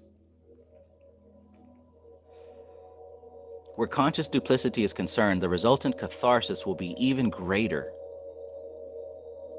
And the biblical story of Ananias and Sapphira gives an example. In the early days of Christianity, when members of the church contributed all their wealth and possessions to the community, Ananias and his wife sold a plot of land, yet withheld part of the price. When confronted by St. Peter with an accusation of their hypocrisy, they persisted in denial of it and were both struck dead. This is an example of the Giburic action of the Holy Spirit, and it must be remembered that it did not seek them out in the first instance, right? The Holy Spirit didn't seek them out to kill them. Ananias and Sapphira took the initiative in seeking for the higher knowledge and then refused to accept the price for getting it.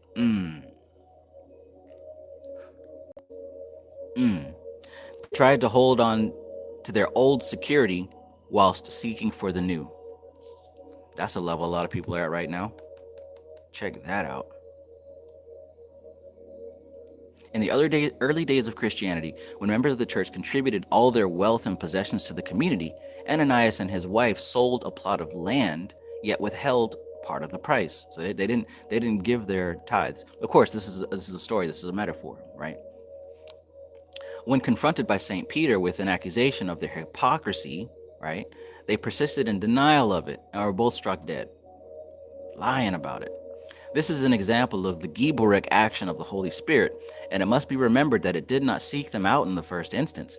Ananias and Sapphira took the initiative in seeking for the higher knowledge, right? So they made a contract. They wanted the information, and the information required them to go along with the pattern, which was to sacrifice what they had to the church, right? That was what they are asking for it, but they weren't willing to pay the price.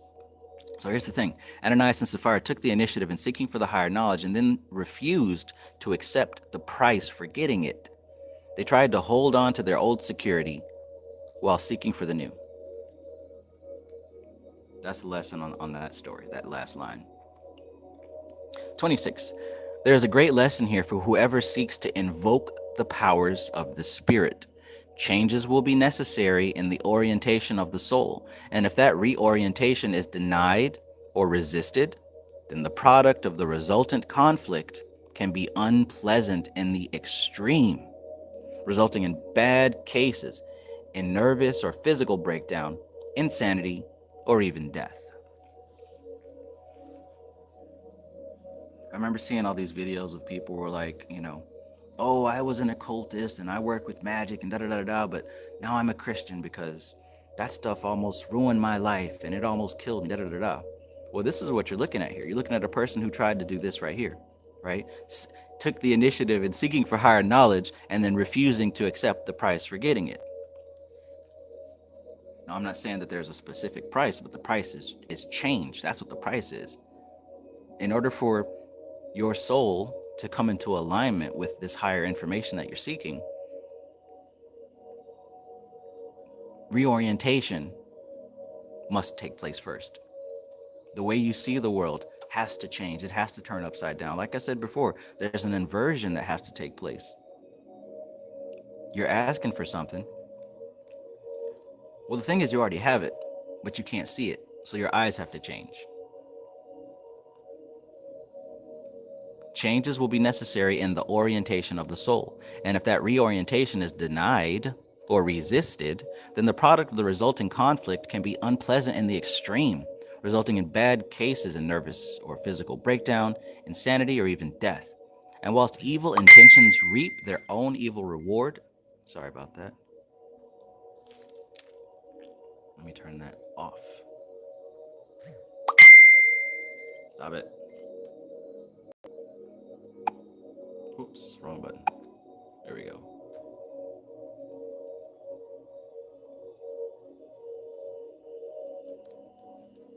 Society Eject says, yep, the price is change, aka being reborn. Exactly.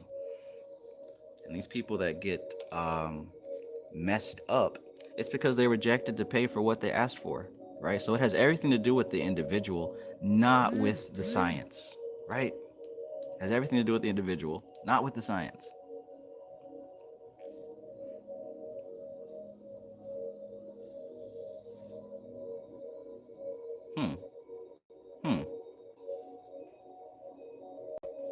And while evil intentions reap their own evil reward, where the higher force are concerned, even good intentions are no guarantee of safety. That is why supervision and long training is necessary for anyone who seeks the higher realms of practical occultism. Supervision and long training. Not so that someone can tell you what to do, but because it's so much easier, better, safer to travel through a path that someone has been through before. Yes, you can do it on your own, but you can also do it with help. That is why supervision and long training, don't forget that long training part now, that long training is necessary for anyone who seeks the higher realms of practical occultism. For some people, I get it. This is a hobby, it's just something cool and interesting. But for others, it's a way of life. It's corny to say, but it becomes a lifestyle, right? A daily thing that you don't forget about. You don't forget about when times get hard, or when your show comes on, or when somebody pisses you off. Like, once you start getting into this stuff, it becomes the center of your life.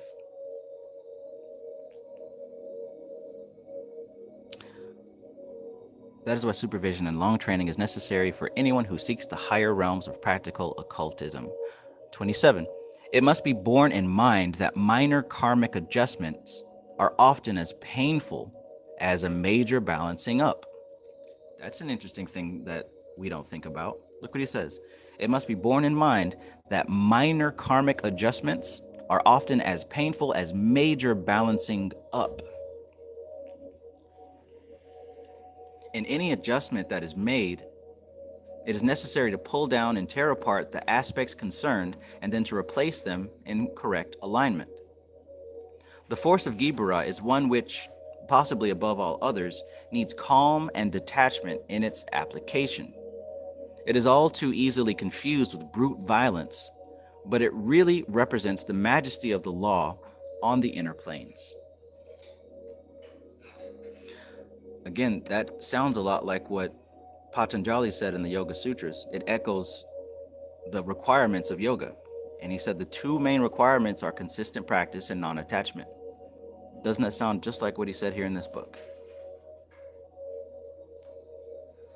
He said the force of Geburah is one which possibly, above all others, needs calm and detachment in its application.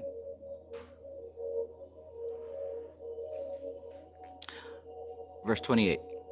The symbol of the great balance held by the figure of justice can be elucidated in the light of another image.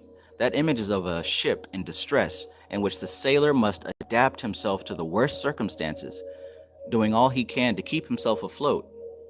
And finally, when he has done all in his power to help himself, putting his trust in God alone. So saying that image right there would be something that represents another aspect of the statue of justice, the statue that they have outside of some courtrooms. Basically, this image he's talking about here is a captain. We've heard the phrase, the captain goes down with the ship. But imagine here, the ship is going down in the middle of the ocean, middle of nowhere. And the ship is falling to pieces, sinking, and he's holding on to whatever he can to float. Until at some point, he has nothing to do but put his trust in God, because he literally cannot control any aspect of this circumstance. The author here is comparing that image to the figure of justice. The results of work on the Sephirah Gibura will vary according to the temperament of the one endeavoring to contact its forces. With some, it will upset physical plane conditions. With others, emotional states. And it is bound to bring conflict on the mental level. But this is all to the good, for it shows that the forces we are working and readjustments are being made. Eventually, of course, everyone will have to face these readjustments, whether they desire the contacts of Gibura or not.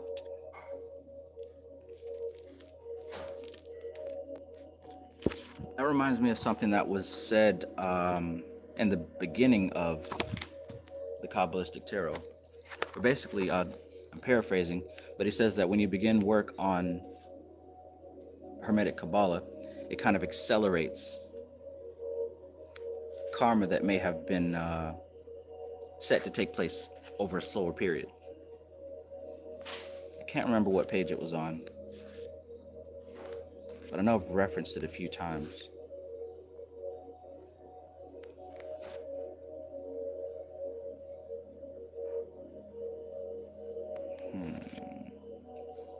I might find it later.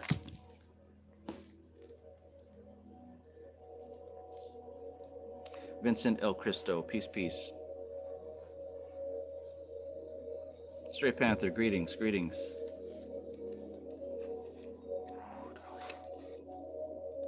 Okay, verse 30. A bearded warrior is one of the magical images of Geburah, and it is well to link it up with some ideal figure such as Saint George, Ares, Mars, or one of the Arthurian or other knightly heroes. Sir Galahad, the perfect knight of the Round Table and Holy Grail, clad in iron armor and standing in a star ruby, is a very good form to use. Those are some good correspondences if you plan on doing work with Geburah. Ace, peace. 31. The esoteric grade attained in Gibura is that of the Adeptus Major, one who is fully skilled in working magic. It differs from the higher grade of Chesed, in that in Chesed the adept is magic. By magic is meant the building of appropriate forms for spiritual forces to indwell. Remember, we talked about that in the last chapter. Let's see. As far as working with the imagination.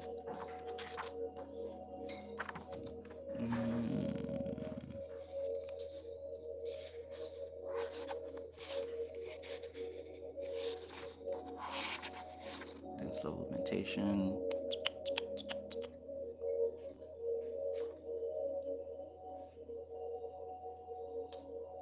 Was it this one? Yeah, I think it was this one. This is verse 7 of chapter 10. He says, when one pictures an inner plane entity in astral consciousness, one is operating in the sphere of Yesod, the treasure house of images. But one is contacting a being who is really a potent center of abstract force in the case of a master. The picture that one projects in the imagination acts as a focus for this force, which will animate the imagined picture. Thus, it is possible to hold conversations with this imaginary projection, and this is the technique of astral psychism, right? So that was verse 7 of chapter 10. But let's look back at verse 31 of chapter 11 and see what he says here. The esoteric grade attained in Geburah is that of the Adeptus Major, who is one fully skilled in working magic. It differs from the higher grade of Chesed in that in Chesed, the adept is magic, right? So verse 7 of the last chapter, he talked about the initiate building images in the imagination, right? Building up of forms. That represents the activity going on in Yesod, the storehouse of images. Now, for the most part, sure, it is just the individual dealing with his imagination. But when proper contact is made at this level, right? When proper contact is made, there's a potentiality for these higher forces to communicate through these imagined forms. Then it becomes a two-way conversation and not simply daydreaming. That's where ritual comes into play. That's where these abstract symbols and sigils come into play, because they serve as beacons for communication with subtle reality. But he says here, as far as the grade of working in Geburah, Adeptus Major, this is one who is fully skilled in working magic. But see over here, the initiate becomes magic. And keep in mind also what was said in the last chapter, and also in Dion Fortune's Mystical Kabbalah, there's a connection between Chesed and Had, right? There's a connection between the master and the student. When the student is ready, the teacher will appear.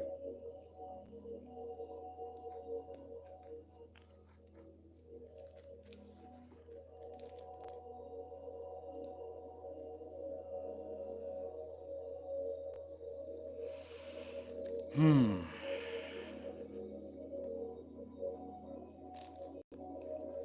32. The god name of the Sephirah is Elohim Gibor. Elohim Gibor. So if you recall, I showed this diagram before.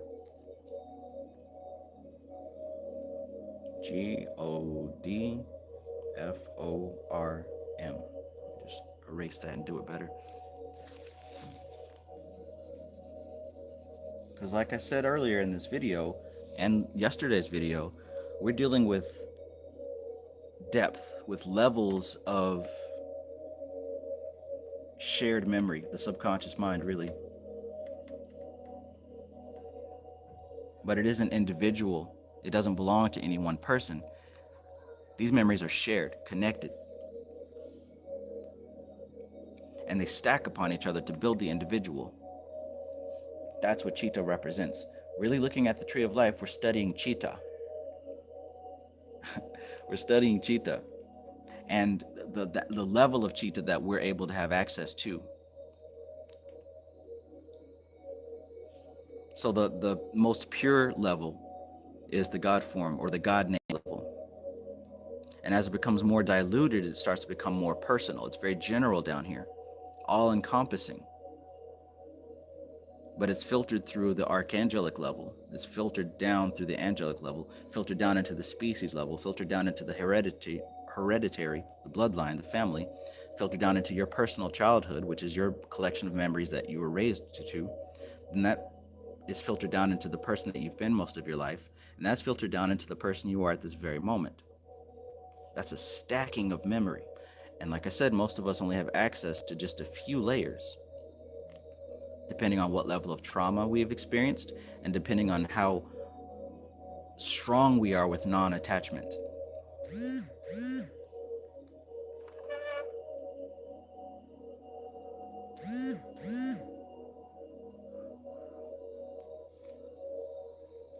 Oh boy.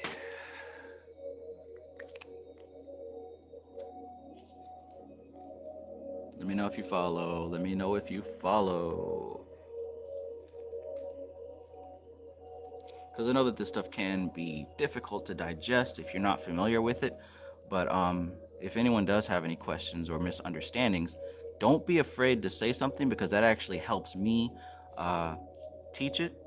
It also helps me to see if I missed anything in explaining it, right? I can't force anybody to understand it, but sometimes if you ask a question, that helps me to see what I might miss, right? Because I know this stuff so well, I forget what it's like to not know it. So when I explain it sometimes, I just want to be sure that I don't miss anything.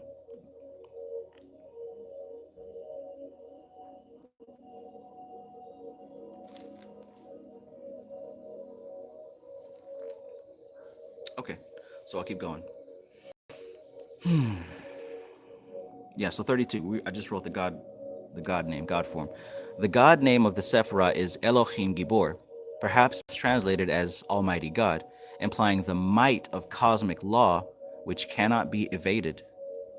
The towering scarlet figure of the archangel Kamael and the fiery serpents, or seraphim, are perhaps the safest ways to contact this omnipotent and omniscient readjusting and balancing force.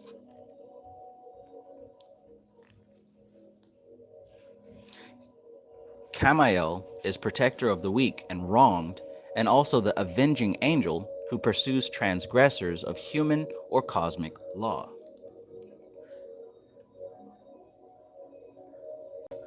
This does not mean that he is an employee of the police, but that he works on the consciousness of the wrongdoer.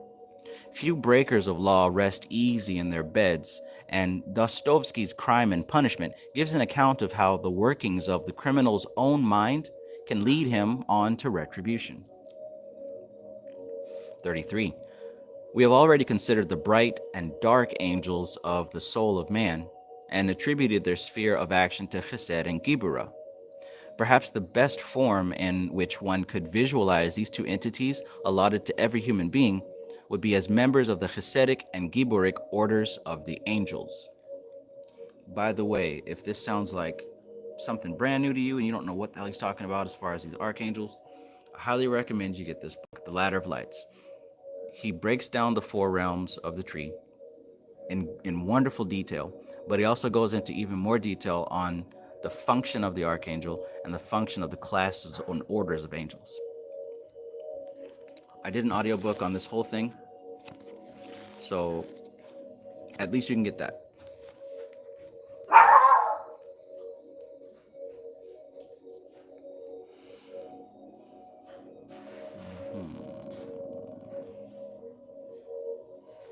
Alora asks, God form is considered Chitta.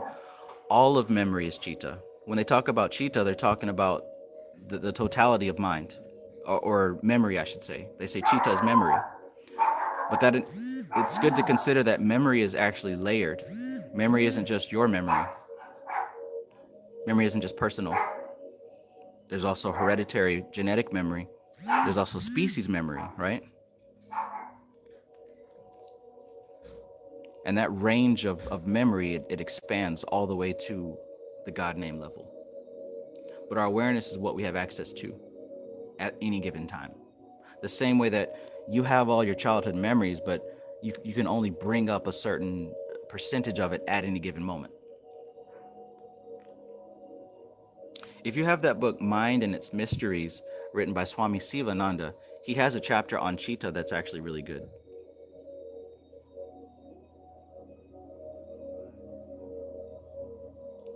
He even talks about how to strengthen the faculty of memory.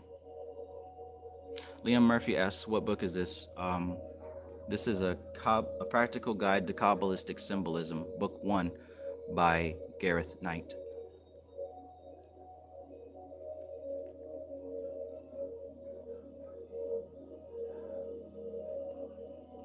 We Grow Natural says, wow, that book sounds interesting. Which one was it, The Ladder of Lights or the Mind and Its Mysteries? Mind and Its Mysteries, like I said, is written by Swami Sivananda. It should be pretty easy to find, and it's actually, it's not expensive. But Swami Sivananda is the main person who started the Bihar school. So this is Swami Sivananda. And then he taught and trained Satyananda. And then Swami Satyananda taught and trained the authors that we're reading books by, Niranjanananda, which is, all the ones that we've been reading this year. And then also Satyasangananda. She was also a student. And she wrote Tattvashuddhi. She wrote the Saundarya Lahiri and the Sri Vijnana Bhairava Tantra.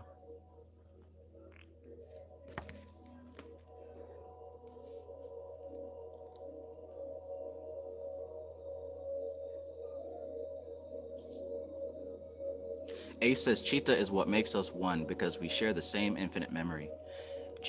Okay, right, but I would even be more specific and say that chitta is what makes matter one. The whole material plane is one thing. Prakriti. When we boil it down to its core elements, existence is multiple combinations of consciousness and matter. And that's what we see not only at the top of the Tree of Life, but we also see that at the top of the Samkhya trees as well. On the cover of Samkhya Darshan, it shows here at the top, Purusha and Prakriti.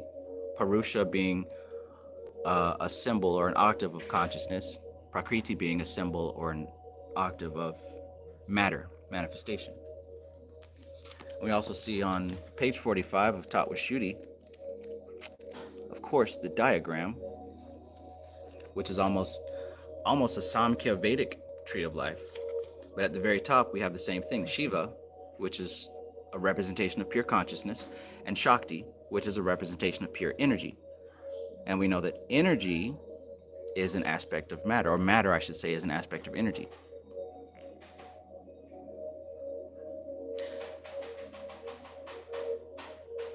But yeah, you're absolutely right. Chitta is what makes us all one.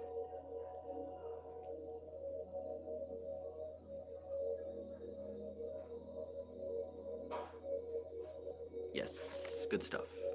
All this stuff is good stuff. Okay, so we were talking about, okay, so here we go. Corporeal Chaos Consulting. Peace, brother.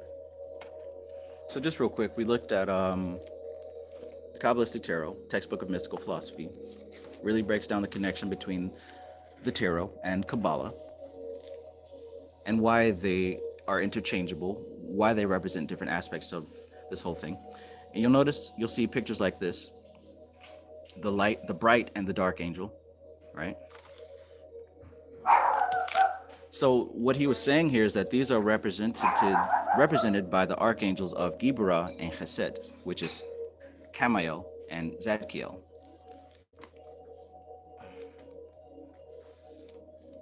Oops. Yeah. So here's what he's saying here in verse 33. We have already considered the bright and dark angels of the soul of man, that's Kamael and Zadkiel, and attributed their sphere of action to Chesed and Geburah. And again, remember, what I mentioned before was that this upper part of the tree, this upper triad, is the archetypal world. So there is an action taking place here. There's the potential and the seed for everything up there, right? Now, it isn't until we get to the is it a formative plane? Hold on. It isn't until we get to the next world, which is more or less expressed by Gibura and Chesed, that action is starting to take place. Hold on, I'm getting the here it is. No, not that one. This one, yeah. So yeah, it isn't until we get to the creative world of Bria that action starts to take place. And this is why Bria is symbolized by the archangels, because they're the hands of God. They move, they're the patterns, the standing waves, right? The potential is in the archetypal world, absolute. So nothing's happening there. This is the archetype.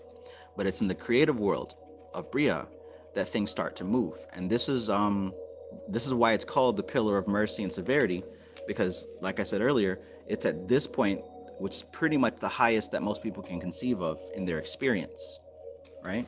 So yes, this pillar is called the pillar of severity, not the pillar of understanding, right? Because it's in the creative world that action begins to take place. So what we're going to see is the dark angel and the bright angel, like I showed in the beginning of this book here, because those are going to be our highest access points. And guess what? Guess what? This is why I'm pointing this out.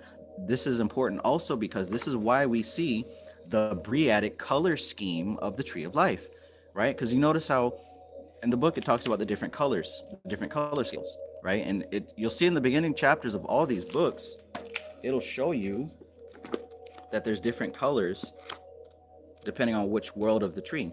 For example, right here in Mystical Kabbalah, look at what she says. The color of Gibura in Atziluth is orange. The color in Bria is scarlet red. We always see the Tree of Life with Gibura and scarlet red. We see the color schemes of Bria because, like I said, that is the creative world. That's the realm where action begins to take place. So that would explain why we're seeing that color scheme on the tree as opposed to the other color schemes. Check.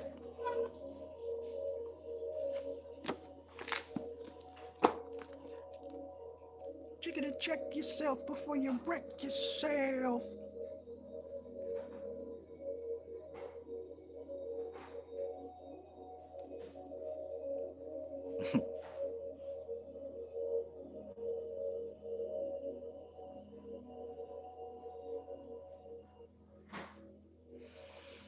Ace, yes, that does make sense. All right, let's keep going. So, 33. We have already considered the bright and dark angels of the soul of man and attributed their sphere of action to Chesed and Geburah. Perhaps the best form in which one could visualize these two entities allotted to every human being would be as members of the Chesedic and Geburic orders of angels. The bright angel as an ovoid orb-like figure of brilliantly shining purple, and the dark angel as a bright scarlet serpent of fire. These may serve better than anthropomorphic representations which popular tradition has served to taint with the epithet.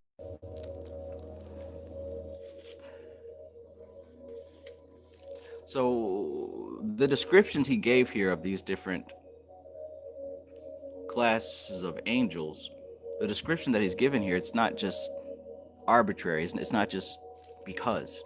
He's describing specifically the angelic classes associated with these spheres. So what does he say here? The bright angel, which is related to Chesed, he says you could visualize that as an ovoid orb-like figure of brilliantly shining purple. Why does he say that? Because the class associated with Chesed is the Chasmolim, and that's how they're described. Again, if you want more information on that, you can look into Ladder of Lights. That's a really good one. And then he describes here the dark angel as a bright scarlet serpent of fire. The class of angels associated with Geburah are the seraphim, and that's how the seraphim are described. Makes sense?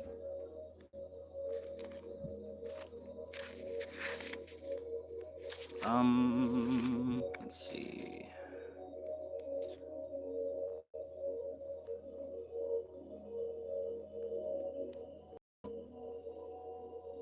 Apparently there was a glitch in the Matrix. Oh boy.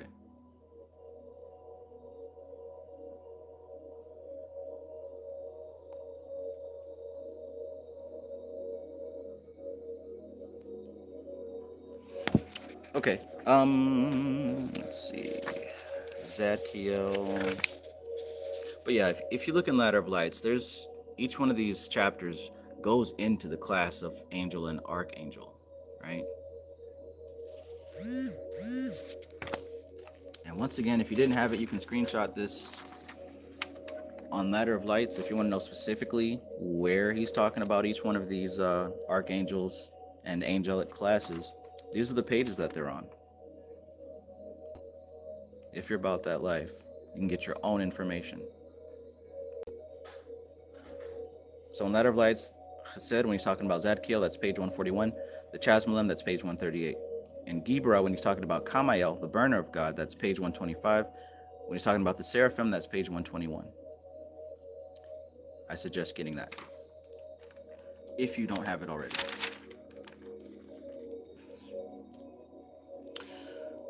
Okay.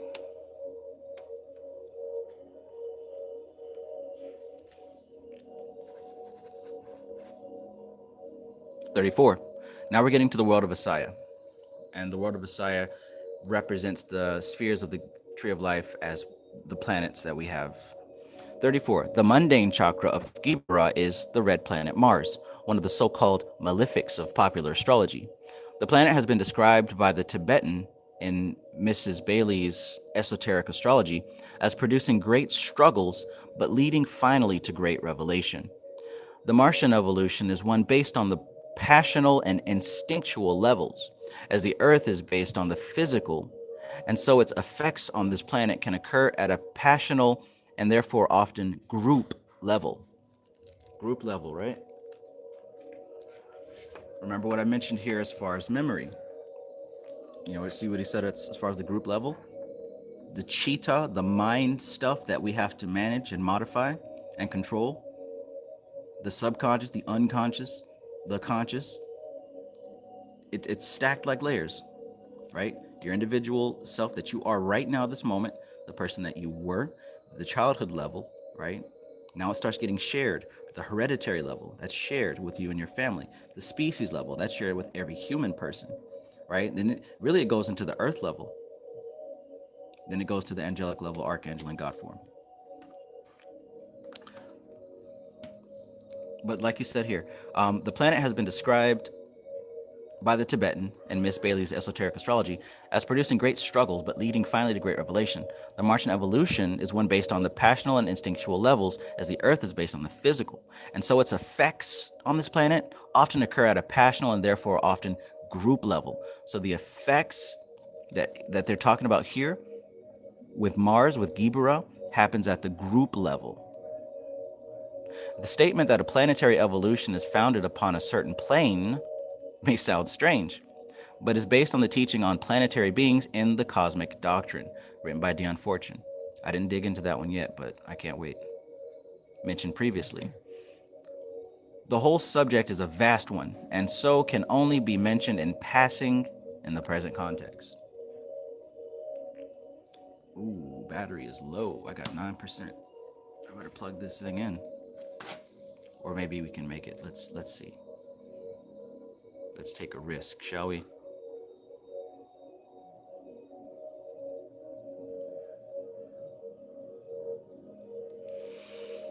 All right. 35. The number 5 plays an important part in the geometrical symbolism of Geburah and the use of the pentagram as a sign for delimiting delimiting a circle and banishing unwanted forces, clearly is in accordance with the principles of the Sephirah. If any of you guys know about the lesser banishing ritual, the Pentagram, it employs a lot of five-pointed stars, right? Well, look at what he says. He says that, so the number 5 is associated with Geburah. 5, which would also be the pentagon and the pentagram. But look what he says.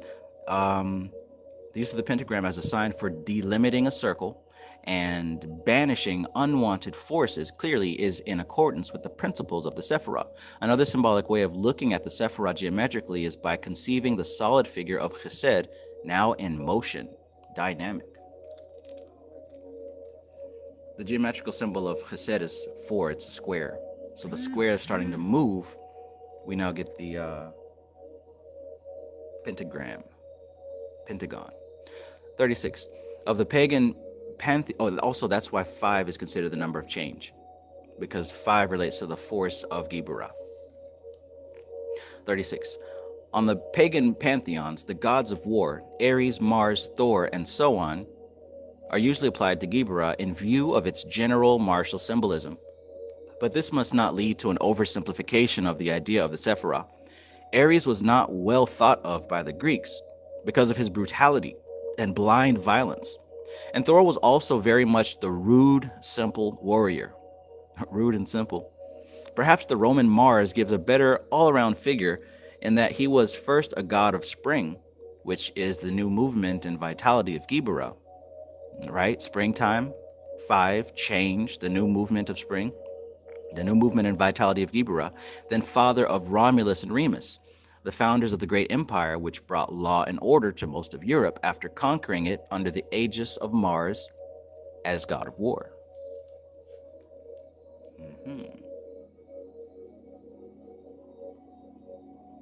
Battery life is getting low. Give me just a second, guys. I'm gonna grab my charger. We don't have very we don't have very far to go. Let's wrap it up. 37. It is a mistake to think of Gibura entirely in terms of warlike symbolism, for it also has its aspects of justice, assessment, analysis, endurance, and so on.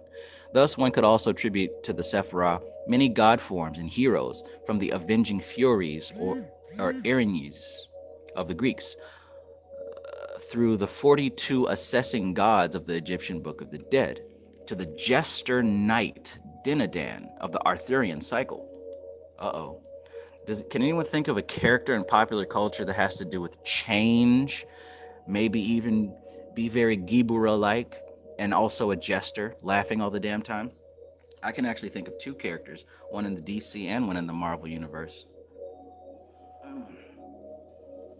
Stuffed dog, greetings. Okay, Stray Panther says Joker. I bet you guys can't guess that second one, though. Oh, yeah, Deadpool's a good one. But I'm thinking of a newer character in, Loki's a good one. Yeah, Loki, Deadpool, and Joker. Hell, Riddler, too. Yeah, causing chaos with laughter. Change. But I'm thinking of somebody in Marvel. There's this, somebody in Marvel. He's kind of new.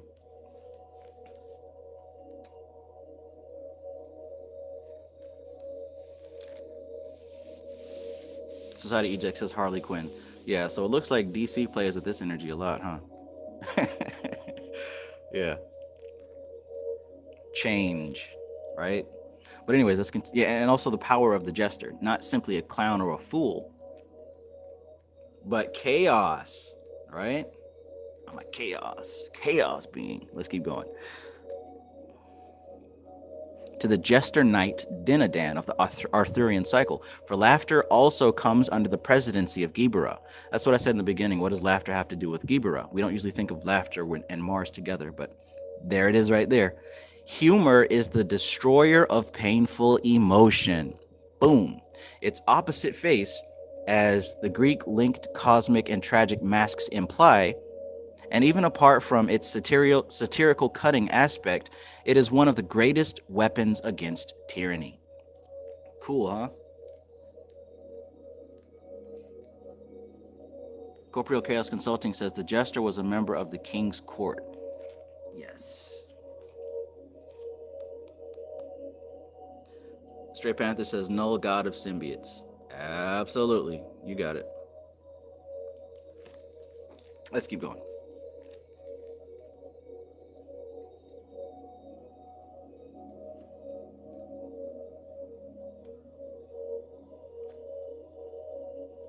Appreciate that, Ben. 12345. So yeah, you guys see you see this archetype now. Please expand. The archetype is not just Ares, the god of war. It's also the Joker archetype and the Harley Quinn and the Riddler and all those people that y'all mentioned. That is also an aspect of Geburah, right? So now you've expanded your correspondences and that you can work with, and not just use Joker and Harley Quinn like everyone else does. Now you can actually tap in to that archetype energy. Oh yeah. Afro Samurai says the court jester was the Asir. Okay. Humor is the destroyer of painful emotion. Its opposite face, as the Greek linked comic and tragic masks, you know, those two masks that they always show, comedy and tragedy, right? That's the original archetype. And even apart from its satirical cutting aspect, satire, right? That also it deals with cutting, right? Geburah force. It is one of the greatest weapons against tyranny. The pen is mightier than the sword.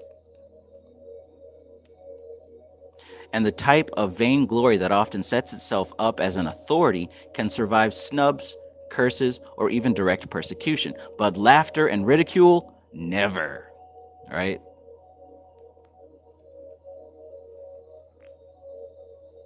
So the pen that is mightier than the sword and the type of vainglory that often sets itself up as an authority, it can survive snubs, curses, he can survive direct persecution, but he cannot survive laughter and ridicule, never. It has been found also that people with a well-developed sense of the ridiculous are not easily brainwashed.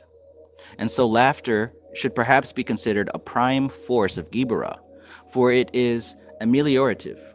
That's a new word for me. Ameliorative.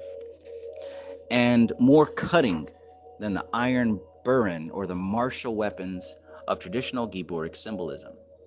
There might be much value in meditating upon God's laughter. Woo! Peace, peace.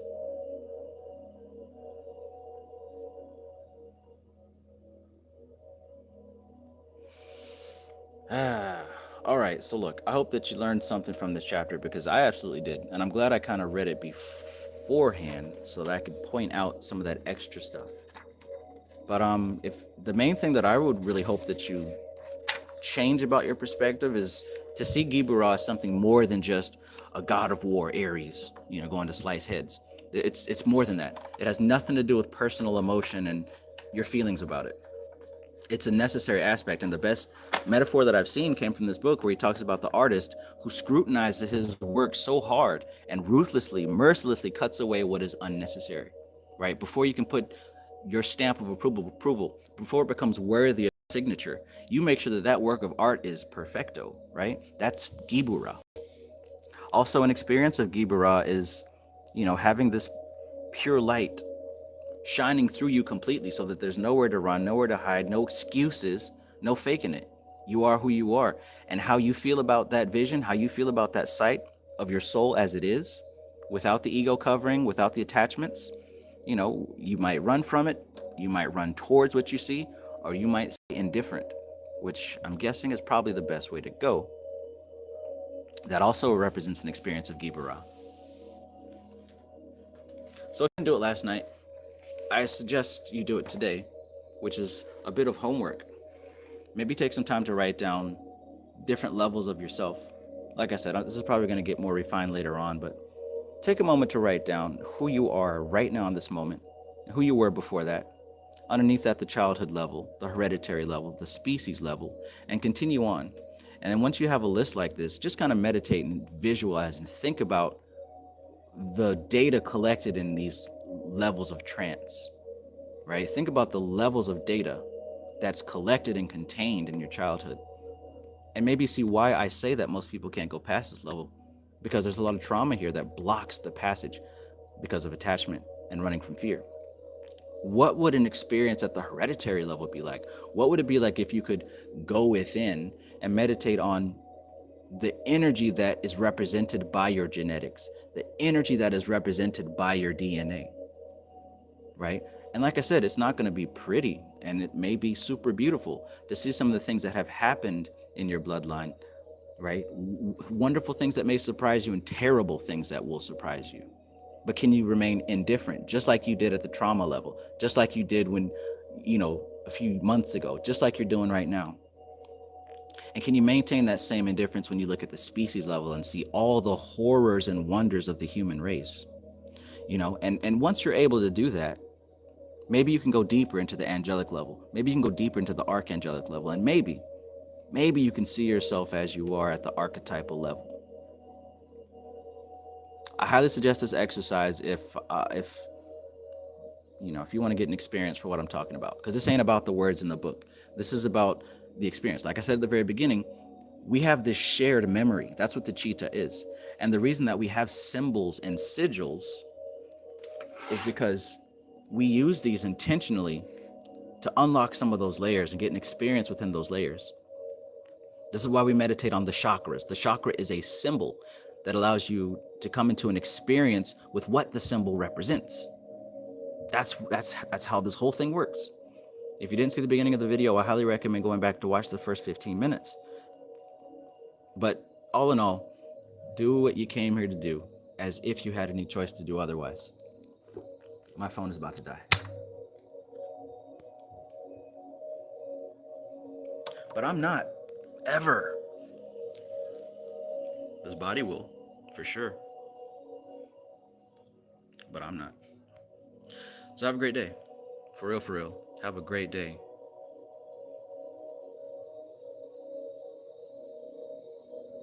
That was a wonderful chapter. I love this study, man. I for real love this study. For real.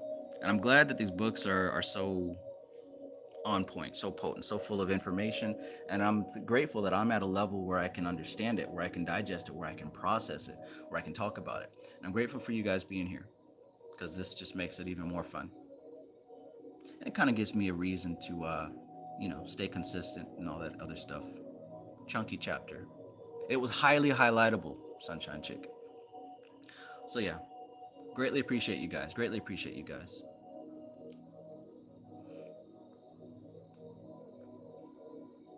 Ace says, honestly, I'm neutral with darn near everything, and now every time I come up with a judgment of good and bad, I realize that it's coming from advice I get, someone else's mind. Right. Draw that chart, draw that diagram, and put your name on it, not my name, and get an idea of an experience at each of those levels and see what that's like for you.